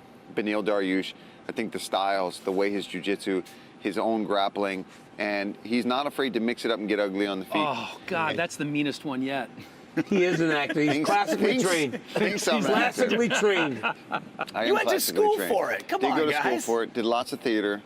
If anybody's out there in Hollywood and or in New York that would like to get things going. Well played. Watch Hacks. Paul's more I'm on movie star than season actor. 1, 2, and 3 of a hit TV show on HBO Max, Hacks, where I play Aiden. Wow, look at this guy. You know you're an actor. Character. You know you're an actor DJ, because you had to play daughter a of fighter. star and amazing actress Jean Smart. Shout out to Jean Smart. She's really incredible. Hacks is good. You were good in it. You did play a fighter. How hard can and that Alex be? Volkanovski was my third on the list. Let's get back to your tweets since we're just kind of focused. Oh yes, on please. By the way, who's the voice of Paul Felder tweets? I did it. No, you didn't. Who was it? Yeah, with a thing in my mouth. There you go. Paul Felder tweets things. Yo, Paul Philly sucks. No, Blue, you suck. Go, Bullets. Paul Felder tweets things. Zach's kids. I can't believe the man. Cantino Go kids are Birds. allowed to say sucks in the household. They're so young. Or say go Birds with Zach being around. I'm impressed. That is a valid Boston point house. for a Boston. Yeah, for that house, man. Their dad is just too much when it comes to Boston sports. Oh, I feel like I'm surrounded by people loving And if I'm being Boston honest, sports. like Boston sports, I wasn't mad when the Celtics lost because they win all the time. Yeah. So it's like you go into Boston Airport and there's so many flags. They're gonna cut your mic, dude. Like and they're just obnoxious. They win all the time. The Patriots, the Red Sox. Are we and doing if they trivia do cut my now? mic, that would be great. But All right. the reality is, Enough. Hey. Your mic's off. So, Adam Fugit, by the way, the only fighter yet to weigh in. wow. 22 fighters on the card, and we're an hour and 35 minutes in, still waiting on Adam Fugit. Yo, it's so crazy though, right? Like, here's the problem. Like, our boss just turns my mic off because I'm talking about Boston. Yeah. And y'all think he's not too much when it comes to that I'm not sport. feeling good at trivia. Yo, how about Adam Fugit actually still not weighing in? We just forgot about him. By the way, 20 people came so early. It's 21. like we were done. All right, we And are in Wilson went Canada. down How about a easy, little to be Canada? honest. Can we get some Canadian music, please? Is this Canadian trivia? Let's go. All right, Canadian trivia. My favorite part. Back north of the border for the first time in over 4 years. All right, what are the first 2 words to Canada's national anthem? Canada's national anthem. First 2 words, please. Damn.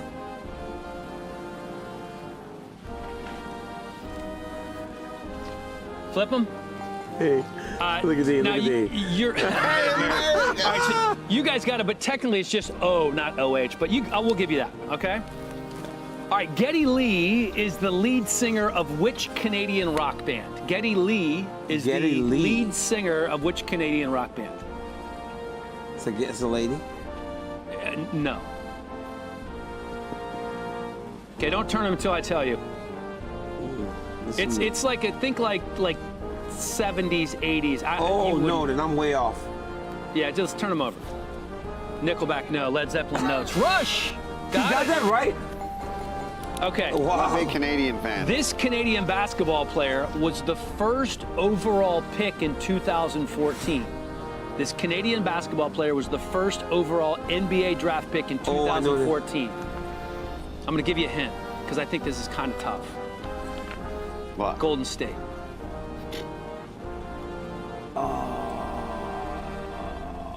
Oh, wait. Okay. I have no Okay, idea. let's flip them. Elmo. Wiggins, Andrew Wiggins, Elmo, Kawhi Leonard. Okay, what leaf? Wait, who was it? You got it, So Andrew Wiggins, right? That was really Yeah. good. What leaf is on the Canadian flag? What leaf is on the Canadian flag? Come on, you guys got it. Dean hates Canadians. Like, Dean is not going to get one right. One. All right, flip them. Country Canada. Maple, that's a good point. Dean's losing, bro. Dean's losing bad. Leif Erikson not even from Canada. Okay. How many provinces are in Canada? How many provinces are in Canada? Oh, I know this. It's like they're states, Dean. I know this. Okay. All right. Flip them. 50. No. 5. No. 3. Dean wins. Yes! Oh my God. Yes! They're feeling sorry for you. Canada produces 80% of the world's supply of what? Canada produces 80% of the world's supply of no what? idea what It's a that is. food. Don't give that away. I'm giving it away. I mean, I have no idea what it is. All right, flip them. Bacon, no. Maple syrup, there you go. Good job. Wait, is Paul winning? Canadians eat 1 billion of these every year. Canadians eat 1 billion of these every year. 1 billion of these. Paul has 4, Dean has 1, DC has 3, so you could tie it up here, DC. Let me take a, I just need one more bite before we get going. Okay. Oh, wait. Flip 'em. Ah, Flip 'em. shit. Paul, locked it up. Paul's winning. Wait, it's over? He tried to give us a hint by eating one when we're. Well, we usually do a little bit more. Well, we have a couple more, but it's really over. No, he's only up 2. Canada Not over has 2,860 of these, twice as many as the U.S. 2,860. Yeah, of these, twice as many as the U.S. My marker is. Do we have an extra marker? All right, ready? All right, flip them. Lakes, that's actually a good guess. You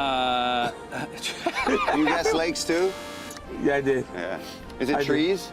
It's hockey rinks, Ah. Yeah, to that be was. more than This that is of not trees. the easiest. All right, Canada's major cities are home to some of the most famous hockey teams in the world. All right? Okay. Just name 3 hockey teams. Name 3 NHL teams from Canada. Just think about the major cities, think about the teams. This one's pretty easy. Dean, if you don't get this, you might be kicked out of Canada. Oh, no, You might be sorry. deported. Okay. Senators? Maple Leaf. Just think about the big cities. Oh. Vancouver, wait, Calgary, wait. Montreal, Ottawa, Edmonton. I feel like somebody... Are you looking around? Oh, he's No, looking no. around. That's Ready? what Senko did last time in Hey, cheating. stop, Paul. Come on, dude. Like, Are you serious? Bruins. DC got Bruins it. is The wrong. Knights and the Bruins? The Bruins The are from Las Boston. Vegas Knights? Senators? Knights Where are- are the Senators from? I got Senators, Man, I don't watch Maple hockey. Leafs, and what else? I got a shot here. I got a DC's shot only here. down by 1. All right, we have 2 questions left. Hey, sports question. No, No. we don't have any of those left. Okay, the Royal Canadian Mounted Police are often referred to as what? Oh, my God. The Royal Canadian Mounted Police are often referred to as what? Flip them. Serge. Mounties. Night. That's so great. All right, here's the last question. If Paul gets this, he wins. If not, Hey, yo, what the hell? if DC gets it, it's a tie. All right, which iconic trivia show host hailed from Canada? One of the greatest game show hosts of all time. All right, yeah. I'm not sure I'm going to If not spell the it right. I don't know if I'm spelling it right, but. You don't have to sell. No. Trebek. Paul Felder Dude, gets this is the some belt, fucking- ladies and gentlemen. Oh, Dean You got did, one. Dean. What the, Where's what the the belt? hell? How does Dean just show up in the 9th inning and get like Alex Trebek? Like what? You know, Congratulations, I never got buddy. to hold this in my UFC career, but it does feel sweet to hold it now. That's kinda having crazy. bested you guys. It's kind of crazy that you were like know? all sour on trivia. Oh, trivia. And then he just like gets it all right. I was faking you out. This guy's Canadian, man. One of my I'm hearing that there could have been some cheating going on. Let's look at Felder's eyes. What? Oh, Felder might have peeked over Paul, at my sheet. give me the belt. cheating off of? Dude, look at Paul. Give me the belt. I didn't write anything. Just so you know, Paul, give me the belt. this is what he's Paul, looking at. I have all the answers Paul, right here. Dude, You actually have the answers right you're there? such a. Oh, he's acting. He's acting. It's like He's he's acting. acting. He's acting. It's like he's in He's Hacks. acting right now. Oh my He is God. an actor. I did not know he Oh had the my answers on God, that you're sheet. I so swear good. to God. Wow, you're a Can I have a tremendous beer, actor. RJ? Spin the wheel. Make someone spin. Tell someone to spin. DC, spin the wheel. Man, this is crazy. That's perfect. First, I get cheated.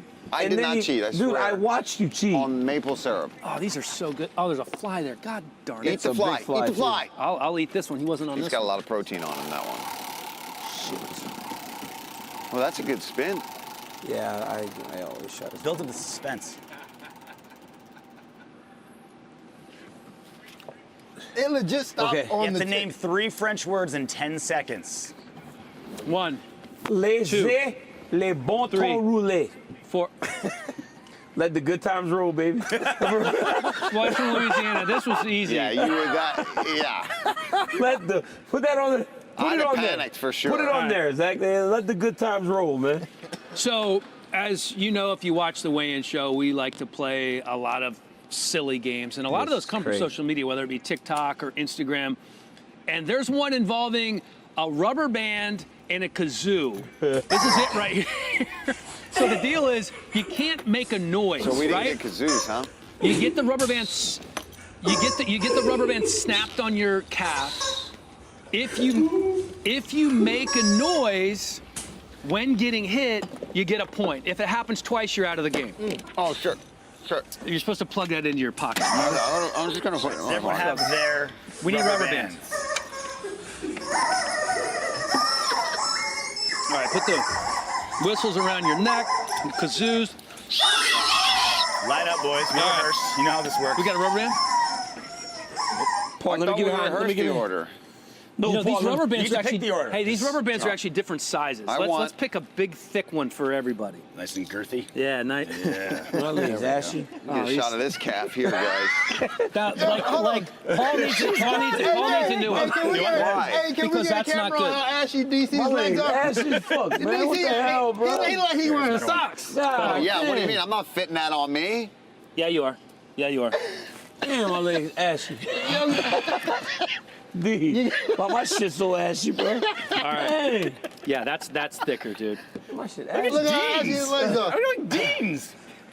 Dean's All is right, just I'm young. going That's just a last. young calf. Look So at wait, it. where am I? I where got am You I? go behind Helly. Okay, I'm behind him. I got them John Jones Dean, you legs. go behind DC, and I'll go behind Dean. And I'll go behind you. Oh, Paul picked it? Put this around your neck. Around your big old neck. Dude, turn around, bro. Get up there. I do not like DC in back of me. Close your mouth. Close your mouth.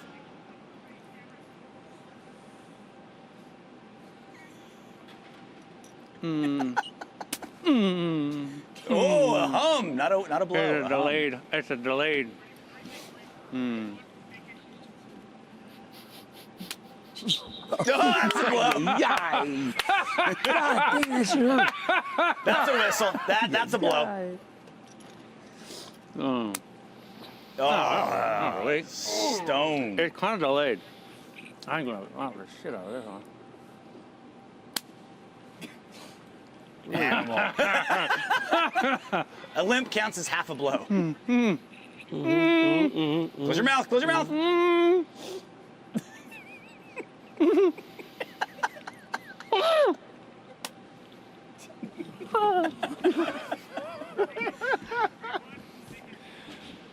Okay. Close your mouth. Close your mouth. Dean, I feel like you're not even really doing it on DC. It hurts. Oh, he's pulling it so far back. A groan's a whistle, right? Is groan's a whistle?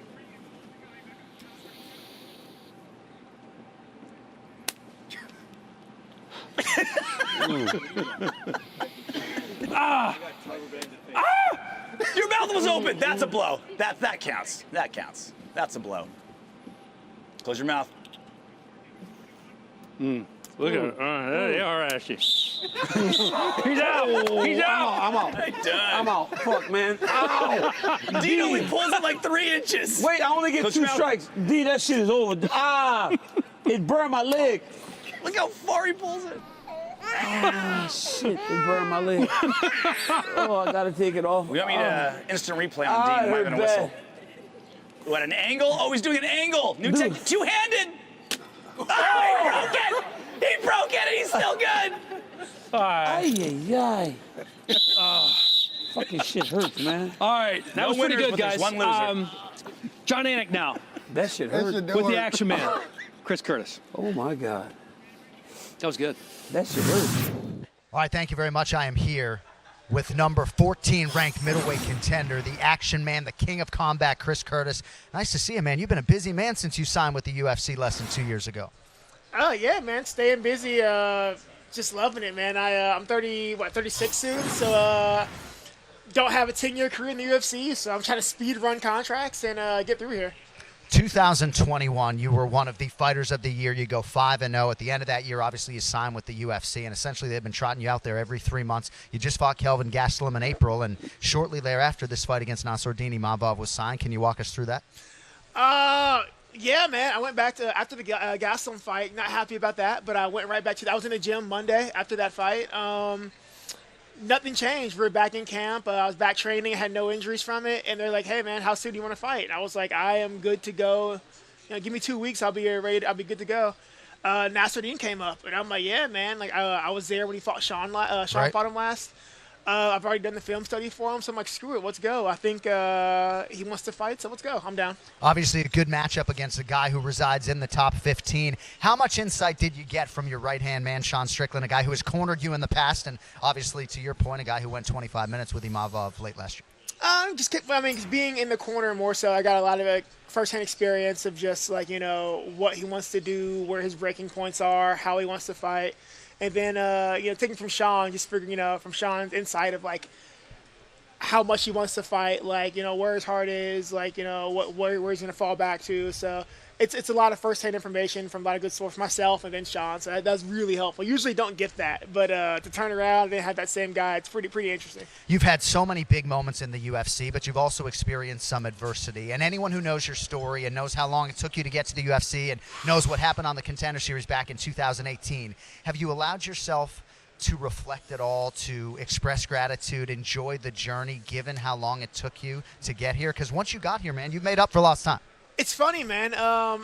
After the Gastelum fight, even despite the outcome being what it was, it's the first time I've kind of had to set back and be like, you know what? I'm always the hardest guy on myself.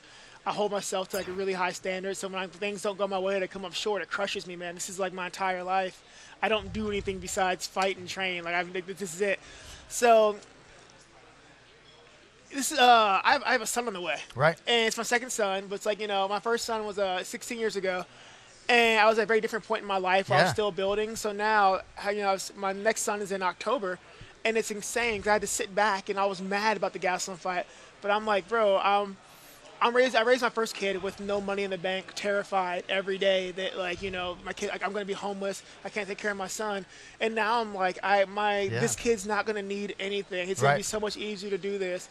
So I think that was the first time I kind of realized that even when losing a fight's not the end of the world. It's not even when things don't go your way when they should. It's not the end of the world, man. I'm living my dream. This is what I set out to do years ago.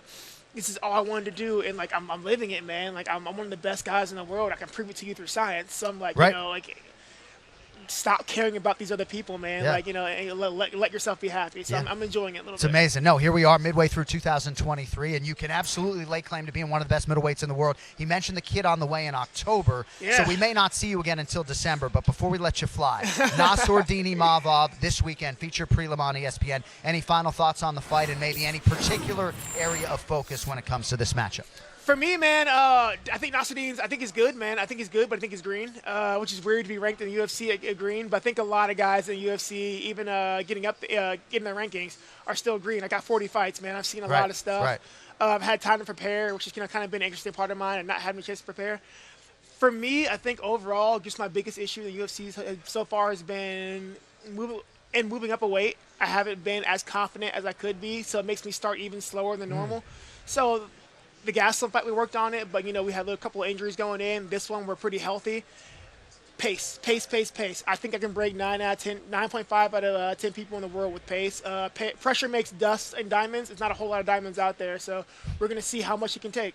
All right, man. Well, I figure you're going to have a lot of support in the building. The action man, the king of combat, Chris Curtis. You can see him live on the feature prelim against Nasruddin Imavov. Want more sleep? Get some rest. We'll see you tomorrow. Thanks. Chris Curtis with us on the weigh-in show. The Hellcat. camera was there. Sorry, guys. Back to you. Good work, Anik. As always, we talked about Adam Fugit, the last man to weigh in, and here he is stepping to the stage. Fugit took every moment of that allotted time to try to get the weight off. He's a guy that won his UFC debut, looked impressive in doing that, mixes up the skills very well, does a great job with his striking, very intent when he's attacking takedowns. Feels like he is in for a great fight, very excited about being on the pay-per-view, but does not feel like he's an underdog. Adam Fugit said that if you give him a fight camp, he feels he can fight anyone in the world. Tomorrow night he has the opportunity to prove that. 170 3/4, the official weight for Adam Fugit. 170 3/4. All right, thank you all for coming out. We'll see you for the ceremony. That's the thing for me, right? Like, that kid's struggling. Once it breaks 71, man, let the kid go get some fluid in him, Start getting back ready for tomorrow night. Guys, everybody made the weight. All 22. And with 5 minutes to spare, we have a couple more games to play. I've been enjoying the games, guys. You want to play one more little rapid fire? Let's go, man. Let's go. DC doesn't seem too excited. Let's do it. I think Felder with the belt has him down a little bit. I know you're always ready, Dean. Well, because he cheated. He didn't really cheat. It was just a quick peek over. You're the king of all cheaters. He only won by 1. Doesn't matter. He won. All right, here we go.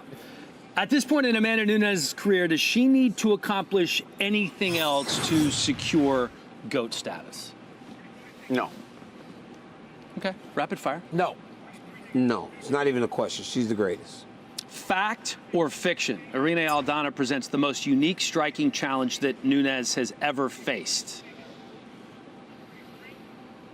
Fact. The power. Fiction. I think Jermaine Durandamy did. Yeah, me too. Fiction. Jermaine Durandamy was the. Is she as powerful as Aldana? She's more with the left powerful. hook, though? Amanda doesn't think that Aldana has one punch power, but she feels like an accumulation she might be able to get her. So she did face Holly too. But no one was like Jermaine Durandamy, dude. That girl hit like a truck. She's big. Okay, over under 3.5 more fights after tomorrow for Amanda Nunes in her career. Over under 3.5 more fights for Amanda Nunes in her career after tomorrow. Under. Over. Ooh. She's not leaving. She's not leaving. There's not 3.5 more girls left in the division and that's, she hasn't fought her. And that's why she's going to keep fighting. Keep feasting on them, getting your money, man. Buy or sell. Beneil Dariush only needs to win, not impressively, just win to secure a lightweight title shot. Buy. I think that's all he needs. Sell. Honestly, man, I wish all he had to do was win, but if it's boring, yeah, I'm going to have to say sell. He can't win boring. There's no way he wins boring. They'll give it to the winner of Poirier-Gaethje if it's bad, because neither of them has fought Makhachev. It is kind of a mini little elimination. It really did. Right? It does suck for Beneil. It does suck for Beneil because it's added pressure. Yeah. But I just don't know if he goes out there and wins a decision kind of lackluster if they rush him to the title fight. They'll give it to the winner of the BMF, or they'll bring Volkanovski back up. Well, and those guys are headlining a pay-per-view in Salt Lake City, and it's for the BMF title, but it's not for a UFC title. So there's going to be more attention on that fight per se. Yeah. So I think you guys both have a point there. Okay, more surprising career resurgence: Charles Oliveira, Glover Teixeira, or Robbie Lawler? Charles Oliveira. I'm going to say Glover Teixeira. Robbie Lawler. I watched Robbie Lawler almost get killed by Melvin Manhoff in Strikeforce. Remember that? Yeah, and so if you can go from doing that there to doing what he did, crazy. Who's more likely to get dropped first, Dariush or Oliveira? Oliveira. Yeah. Oliveira. Oliveira. He's been dropped in 4 straight. He always gets dropped. Yeah. That's why he's so fun. Yeah, and he almost always comes back. Yeah. Like that's the amazing point. All right, buy or sell. Mike Malott will be ranked by the end of 24. So by the end of next year. Yeah, buy. Sell. It's too many things. He's 170. He's 170. Nah. That's a good weight You don't think he class. could get in the top 15 by Yeah, 2024? by 24. Yeah, I do. I'll buy it. Because that's like 15. You might get to 15. 15, 16, 17. They just keep I don't know if rotating he'll on. get into the top 10 or anything in that amount of time, but who knows? Most likely fight of the night, Ige Landwehr or Oliveira Dariush? Ige Landwehr. Ige Landwehr. There's less on the line. You know what I mean? It's a little bit more. Ige Landwehr, while still world-class fighters, they haven't been at the championship level, right? Like, Ige's always proven to be that level right beneath the contenders. My calf hurts really bad That'll right make now, it. by the Oh, way. it's burning. Does it? Yeah. I was Still chopping stings, you up, right? dude. It still stings. It was just like leg kicks. Just Put one. that, Boom, put that boom.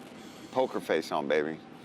It is going to be interesting on that one, by the way. I know this is rapid fire, but neither one has been on a main card on a pay-per-view before.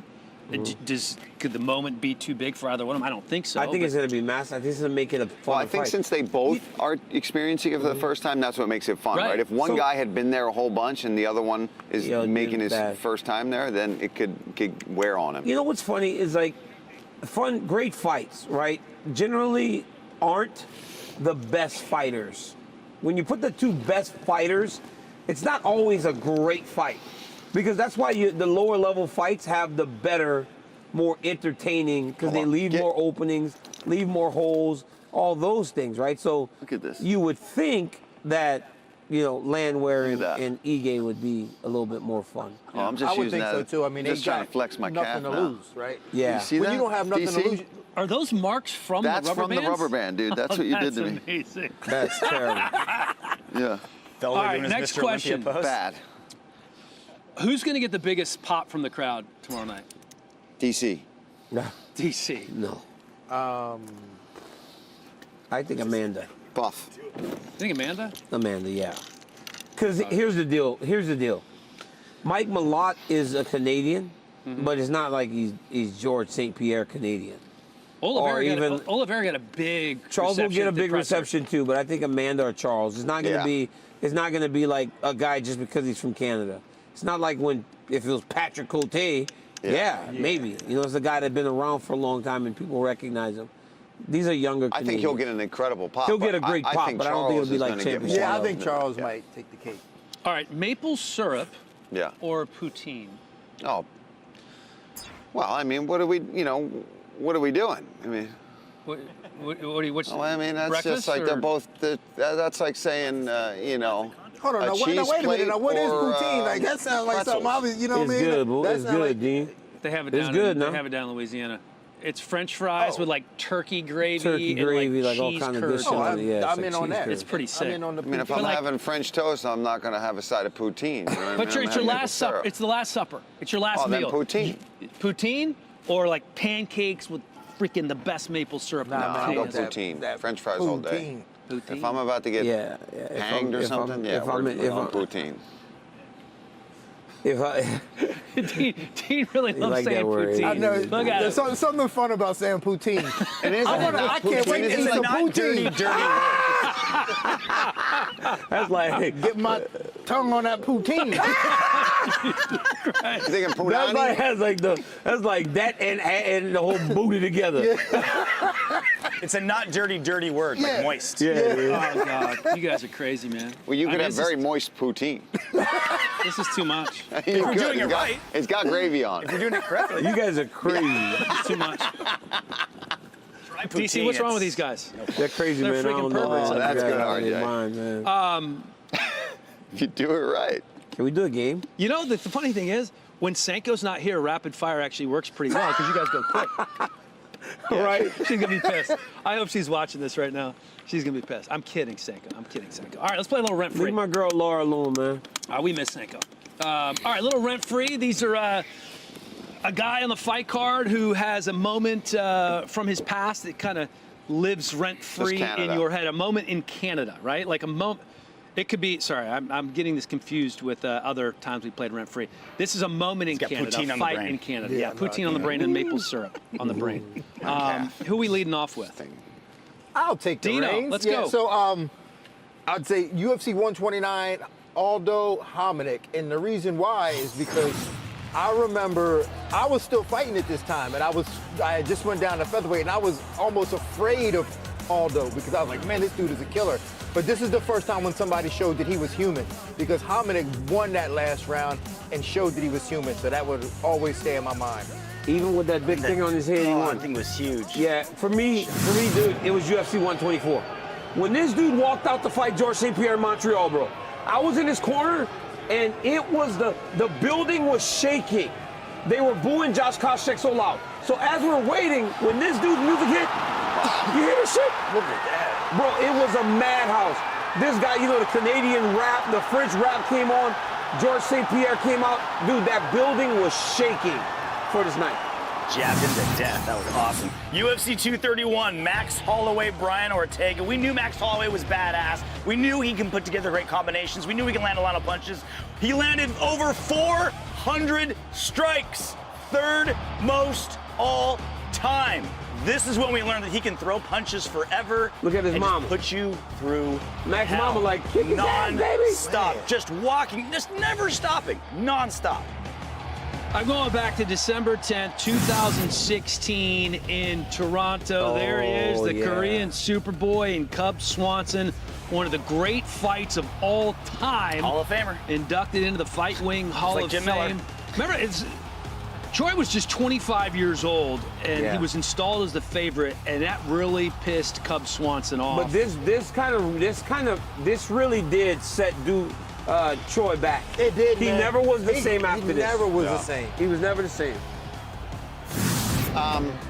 This is. Oh, yeah, baby. In shape. But I did get to debut here in Canada. But really, this isn't the moment that I'm even remembering the most. When I was in that tunnel, and you guys have been in the tunnel before, there was a guy in the crowd that was talking the most shit I have ever heard in my entire life. You're one and done. And I was doing this, like getting ready, focus. He said, oh, too late to pray now, bro. You're one and done, Felder. Did you tweet him? You better go back. No, I didn't. Paul, you look scared walking out there. I don't like you with no facial hair. I won that fight. I know you did. You look a little scared, though. You out there praying. That was too late for all that. You do that before you leave right your at the house. beginning of Twitter, so I don't know if Felder was tweeting people angry, mean tweets. Paul was doing it old school. He was just like going around just picking on people. Yeah. Well, let's look at some more. Let's look at some more Felder tweets. Okay. Oh, God. I love it. Paul Felder tweets things. Hey, Felder Paul, why are you wearing your girls' jeans? Because I lost the one your goal gave me. Paul Felder tweets things. Oh, that's great. That's a pretty good retort. That's my nephew Jackson. Yeah, good job, Jackson. Yeah. Jackson, great job. Oh, I love getting the kids involved in this one, man. Paul. You guys got to secretly get my daughter When to do it. She Candido's would like, hey, love this. you got to look up some like Paul tweets, like him responding to people, like, oh, this is gonna take forever. It took like 5 minutes. Yeah. Paul, there's no limits with you. You attack people, mama. Yeah. You attack their girlfriend. You just go over the throat, huh? I thought that was good, Don. It was. They're all good. It was good. All right, you guys ready to play a little Who Is It? Yeah, let's do it. Canadian base, so many. Wait, are we playing? Are we game, or is this a game, or am I have an opportunity I to win think you the got to belt write it down. Yeah. Okay. So get your whiteboards out. I need a new marker. There are so many famous imports to Hollywood, big-time actors and athletes and superstars now living in the States. What we're going to do is I'm going to tell you a fact about one of these famous people. We're going to put two famous Canadians on the screen. You tell me which Canadian the fact is about. Okay. Okay? Okay. All right? All right. Celine Dion, Avril Lavigne. Yeah. Her natural singing ability was evident by age 2, and she began singing at church and at local events. Christian tunes and country songs dominated her early singing, and her parents, in line with their strict Christian faith, carefully monitored her choice of music. Celine Dion or Avril Lavigne? Celine? Paul's still writing. The correct answer is Avril Lavigne. Dino, Paul, you got it right. All right. Here we go. Justin Bieber and Drake. His dad competed in mixed martial arts. Was it Justin Bieber or Drake? His dad competed in mixed martial arts. Flip them. Okay. All right, Dean and Paul. Damn, I'm really falling behind, huh? That was a complete guess for me. Okay, here we go. Which of these child stars was one of the main characters? Charlie Conway in The Mighty Ducks. And you have to at least name the actor's first or last name. Okay, this is Jason Priestley of 90210 fame or Joshua Jackson. Which one of these guys was the child star in The Mighty Ducks? Oh, my goodness.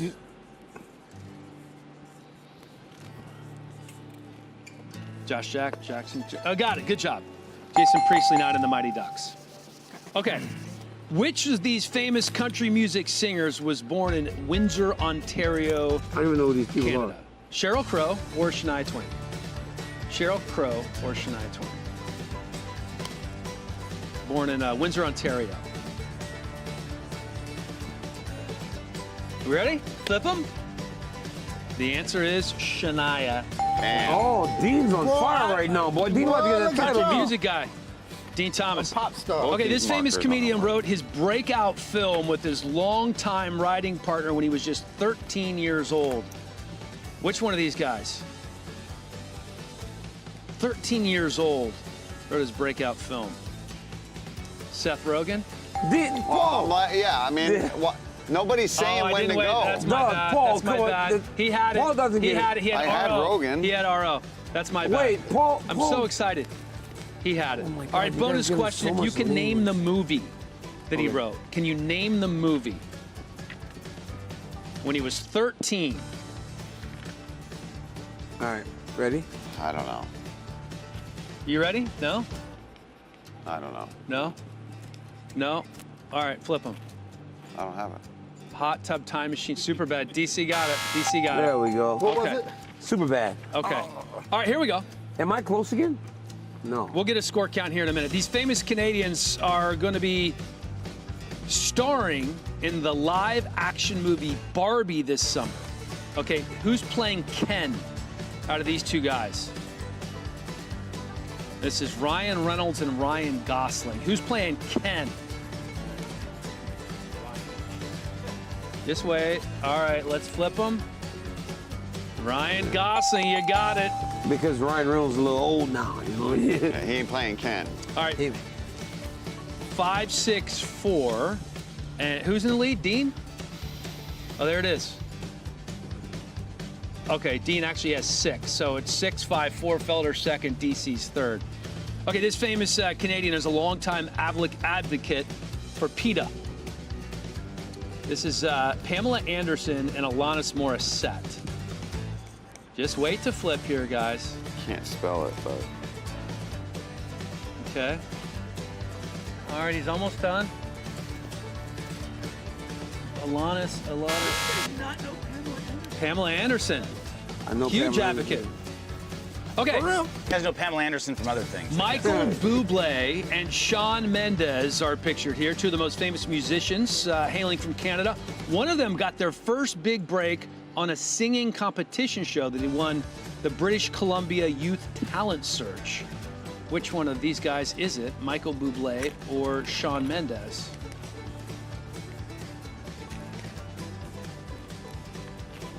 Love him. The answer is Michael Bublé. Dude. Okay. I'm so scared. NBA question here, guys. Andrew Wiggins and Anthony Bennett were both Canadians drafted #1 in the NBA draft. Who was the first Canadian selected #1 overall, Bennett or Wiggins? Two very contrasting careers here. Yeah, this dude Bennett did not. Oh yeah. Who was first, Bennett or Wiggins? No idea. All right, turn it over. Bennett was first. All right, good job. can't believe that. Good guess, Thank Paul. God. Come on, more sports. All right, can't come to Canada without a hockey question, of course. Pictured here, Sidney Crosby and Connor McDavid, two of the NHL's very best. But who led the NHL in scoring this past season? Sid the Kid or Connor McDavid? Bro, this is the easiest one of all time. It actually is. It's by a landslide. By a landslide. Broke the record, I think, right? Okay, he broke the record, right? I don't think he broke the record. Yeah, I think he had more points. Single season score. He had more points, not a single season goal record. Most points ever. Dean got it. I won. Yes. I won. Wow, Dean. Give me that, Dean. Dean, I won. Oh, bro. Dean Hey, Thomas, can ladies I and gentlemen. Hey, can I ask you guys a question? Talk to Why me. can't we do more sports questions? Like seriously, can we do more sports questions? I agree. Like I'm like severely limited in some of this other shit, but like in the sports stuff, everybody pretty misses. well. Dean, tell someone to spin the wheel. Oh, Dan Helly, spin the wheel. Oh, yes. Hey, you tripping.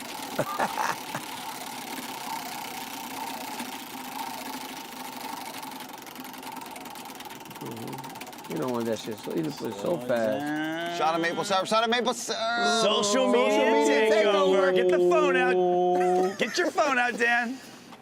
Oh, man. Whew. At least your kids don't follow you. You don't have to see it. Making sure there's nothing bad. Who gets it? Dean, right? Oh, Dean gets it. It's live. Can I take it into the bathroom? No. No, just do it out here. All right, it's live. Just press the live button. Are we going live? You can go live. Sure. All right. Oh, we have one more Felder tweet while Dean has taken over my social media. Take a look at this, Paul. Paul Felder tweets things. Stay retired, Paul. You're a better commentator than a fighter. Does it make you feel good saying that? Now, would you say that to my face, man to man? Nah, you'd probably kick my ass. That's why I said it on Twitter. Fair enough. Paul Felder tweets things. I got you. Those are the Helly kids, Let me tell Caroline you and something. Chase. Good job, guys. Hey, y'all. Good job. Keep tapping in. That's my favorite. That one Who is wanna the see down my most. That shirt? one is still being picked up by Who all wants these to see down my like, shirt? Who wants to see down my Instagram shirt? That one pages. does? Yeah. I want people down my shirt, looking down my shirt on Dan Helly Instagram, and I want it to live forever. Or y'all want to see up my shirt? Y'all see my stomach? Y'all can see up my shirt, get the bottom of my stomach, or y'all can get the top of my shirt. You know I'm what a I'm little saying? concerned about what's going on right now. I mean, yeah, DC, let me see that shirt. Let me see that big body. Okay.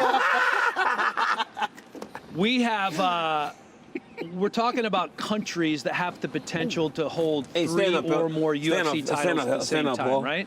Hey guys, wait, no, guys. Guys, y'all ever seen no ass? Look, this right here is considered no ass. That's Paul Felder's ass. I mean, it goes directly from his back right up to his neck. It goes from his Paul Felder's ass. Paul Felder's ass goes from his legs to his neck. And prescribed no acetol. You know what else, though? I can see what's down here without not be nothing built like this, obstructing the man. view. What you got, Paul? It's hard to do I said I can see what's going on down here without obstructing my own view here. You talking about me? It's a weigh-in show, No, 6 but Paul, cameras like, and hundreds of I'm thousands very of people out here. watching, but the Instagram live of Helly's what's taking over. All right, so here's the game we're playing. By the end of tomorrow night, we could I gotta very stop eating well these. have 4 Mexican champions. Yes. Right?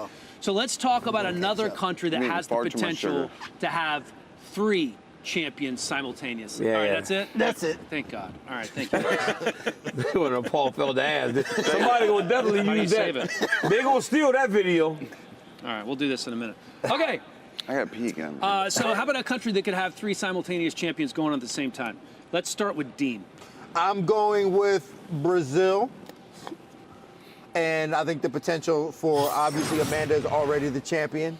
But I think with Pantoja having a fight coming up, that gives him the opportunity.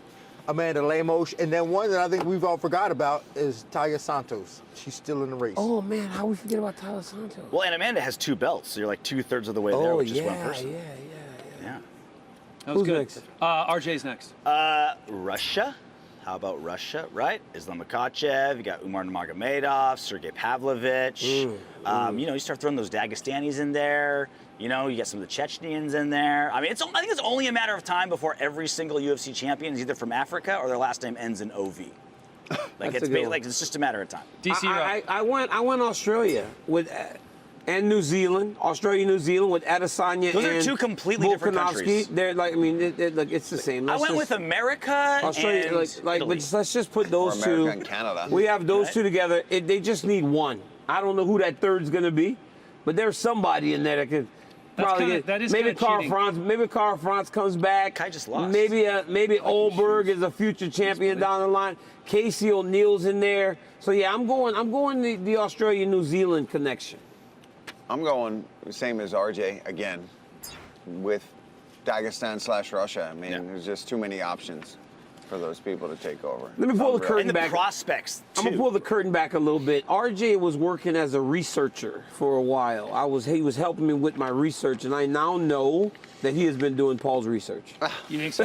Yeah, absolutely. There's no way that he was just getting the same answers. They're not just getting all the same answers. Like, he's doing Paul's research. Well, as a guy, when I did do your research, you know how good of a researcher I am, where I wouldn't do the same, right? Like, if I'm doing like, here's the thing: you do good research, but you're a simple man. I know you didn't do any homework at Oklahoma State. You had tutors do all your homework for you. Hellcat. So they're not going to do write the same paper that they put in as you. But what about if I have Russia too? Is he doing all the research? No, but they had that 4 times. They had the same answer. Hey, he's a smart guy, but he's a very simple man. He likes the Raiders. I mean, he seriously likes the Raiders. Glutton for punishment. You're a very simple man, bro. So yes, you probably gave Paul the same research. You know what it is time for now that you mentioned Paul? Another tweet. Wow, man, these guys got a lot of them. Oh, shit, I you broke talk it. a lot of shit on Twitter. It's not hard. He does. It's been a while, though. Paul Felder tweets things. Paul Felder on Joe Rogan's podcast. That goes right to the top of my must-listen-to list. Way to go, Paul Felder. In what world? Same one where nobody gives a flying who you are. Look, that's the beauty of the world, man. No one cares what you're doing. Fitz Nation podcast. Paul Felder tweets things. I don't know, Nick in a helmet or Lappy as Brendan Fitz. I don't know which one. Oh my God. Yeah, that was good. What did I say? In the same world where nobody gives a fuck who you are? Yeah. Well, we all care who you know what's Irene crazy, Aldana Paul? Like, is. You're looking down, almost embarrassed. Like you're like, man, I really. Yeah, I am told you kinda... I try not to do that, and now there's a whole segment of when I do it. You're like, well, when the guy does this, he's like, what did I say? I was like, damn. Well, then you know it's a hit. Candido and company got it right. Oh yeah. Let's take a listen to Irene Aldana with Megan Olivi. Irene Aldana, proudly representing Mexico. She has that Mexican fighting spirit. They've been known for it in the boxing ring. Irene Aldana, oh my gosh. Okay, so you went from a main event against Raquel Pennington, May 20th in the UFC Apex, to now you are fighting for the world title June 10th in Vancouver at UFC 289 against Amanda Nunes. I need to know, how was this news delivered to you? I was closing camp for the fight against Raquel Pennington. I was just finishing my wrestling training session. It was a hard training. I was exhausted, and I saw my phone, and I got a Mick Maynard call missing, and I just returned the call to him, and he was, okay, so we're calling you because Juliana is injured. She's out of the fight with Amanda, and we want to offer you the fight against Amanda Nunes on June 10th. So are you in? Right away, talk to my coach, oh yes, we're in. So things changed from one day to another, and things has been crazy since then. One day I was main event with Raquel, and the next day I was fighting for a world title. That left hook was nasty. Oh my goodness. Slapped her. I think that the advantage here is that my coach always trains me to be ready for any fight style. He always puts me against different challenges in the gym. So he taught me to be adaptive. So I adapt myself, and I can resolve problems with any fight style. There's the tap, Irene Aldana. Your gym is obviously on a hot streak. Alexa Grasso, who is very, very close to you, as well as your teammate, beat Valentina Shevchenko. Was it extra inspiring for you to see Alexa accomplish what she did? For sure. She was shining that night, and I'm so glad she did it, and of course that gives me so much more motivation for my fight. Mexico is having quite a movement in the UFC right now. We've got Brandon Moreno, Yair Rodriguez, of course Alexa, and now you're challenging Amanda. What is it about Mexican fighters in MMA that is finding so much success on a high level? We found strength seeing other people's success, and their success is our strength too. So this is very important for Mexico, and I'm ready to give them the 4th belt. Oh! Irene Aldana is raining blows down. Irene Aldana by first round TKO. Definitely Amanda is one of the greatest. She has accomplished everything that a woman can do in this sport, and I respect her a lot. I'm honored to share the octagon with her. But in this point, I feel very happy that it came in this time because I feel so ready for that. I'm just enjoying the moment. I'm happy with the pressure. I like the pressure now. The motivation is bigger than the pressure. When you look at your tool belts of physical gifts and skills that you have, what do you think will be the most important one? The Mexican heart. Definitely the Mexican heart, and it's hard to think that Mexicans will fly to Canada to see me fight, but I think we're going to see a lot of Mexicans there and a lot of support there. And I really enjoy to be with the audience. I really do, and I'm glad to come here and to show that I can be a worthy opponent for her. So I want to give her the best opponent that she has ever had, and just to give the audience and the UFC one of the greatest fights ever.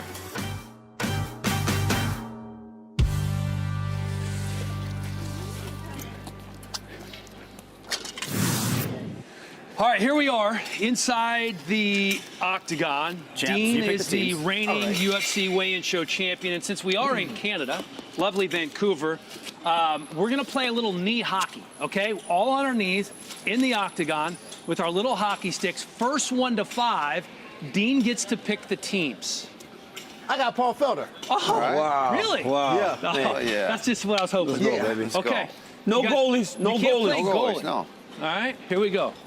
Wait, you guys got to come. It's like in the middle. They we drop gotta the do a puck ball. drop. We gotta do a puck drop. Oh, we're doing puck drop. Face Okay. off. You guys face off. Face off. Here we go. Yeah, I got you.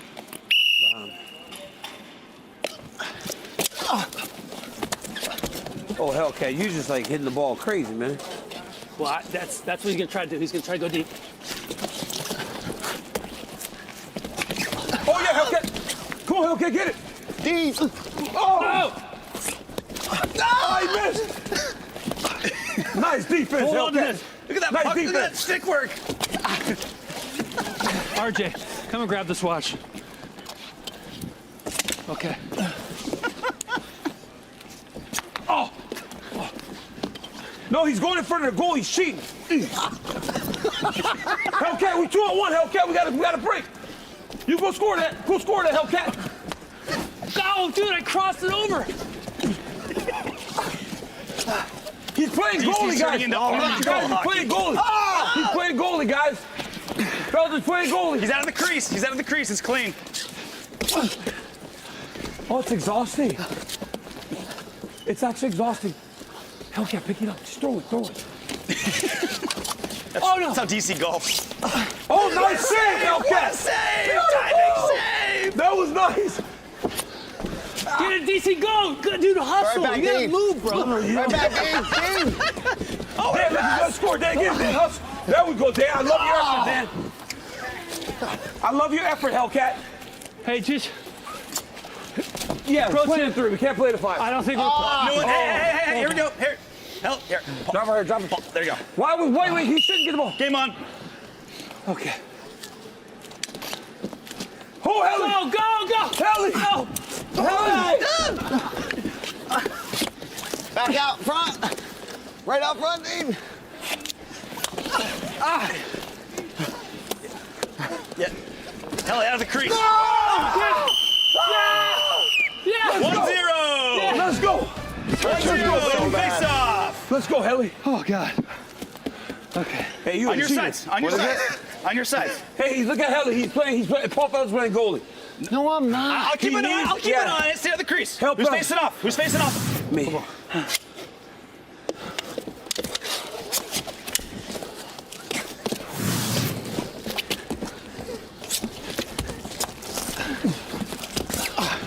Let's go! 2-0. Let's go, baby! Let's go! It's a white ball. 0. It's a white ball. Roll back to your spots, boys. It's a white ball. Kind of hurts, huh? Who's It's on a the white face ball. off? It kind of Who's facing burns. off? Yo, this oxygen shit burns a little bit. I know my knees This are is killing really me. tiring. I know. Here we go. Ready? Okay, okay. Oh! Check. He just checked me in the summer.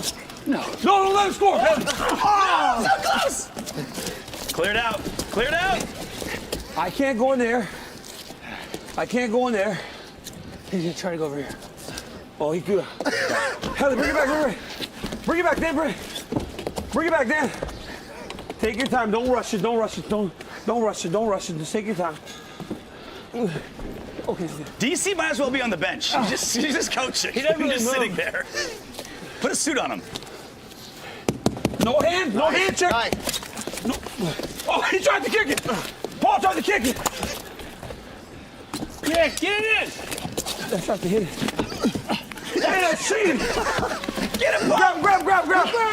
Oh, come on. Penalty shot. That was a hold by Helly. Free shot. What do you mean, hold by Helly? Free shot. Helly. Free shot. You can only shoot from back here. Back here.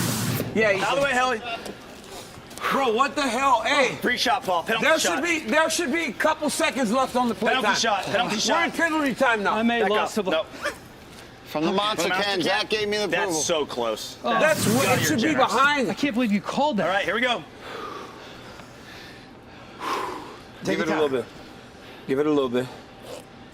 Give it a little bit. Get out of the crease. Oh, Wide left. He blew it. Wide left. The laces were in. The laces. Go, dude.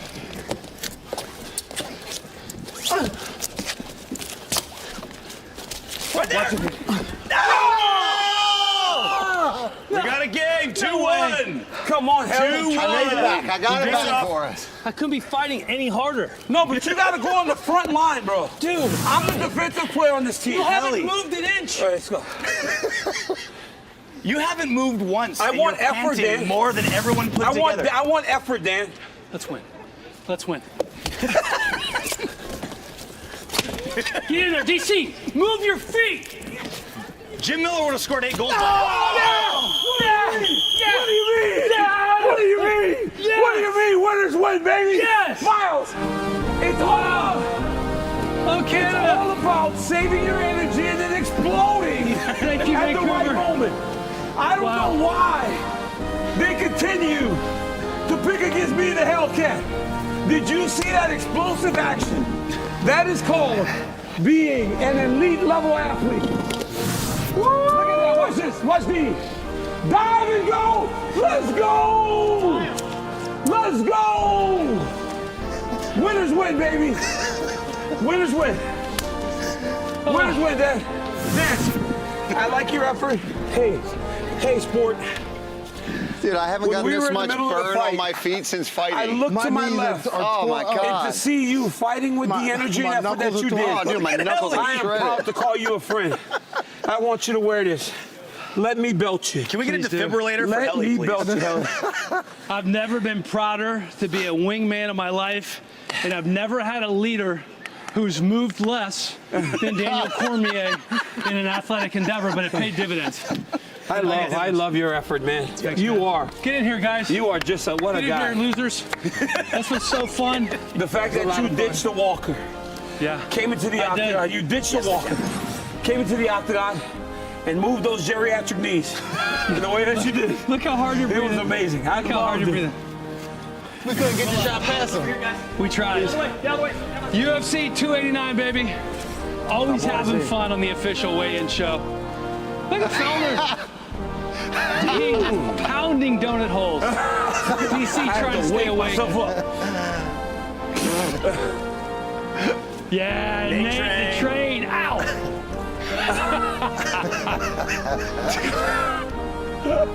I see more leg on this show. We get paid for this. I mean, can't who believe it. would have Yeah. thought? Hey, enjoy the show, the real show. UFC 289 tomorrow night, everybody. Thanks for watching.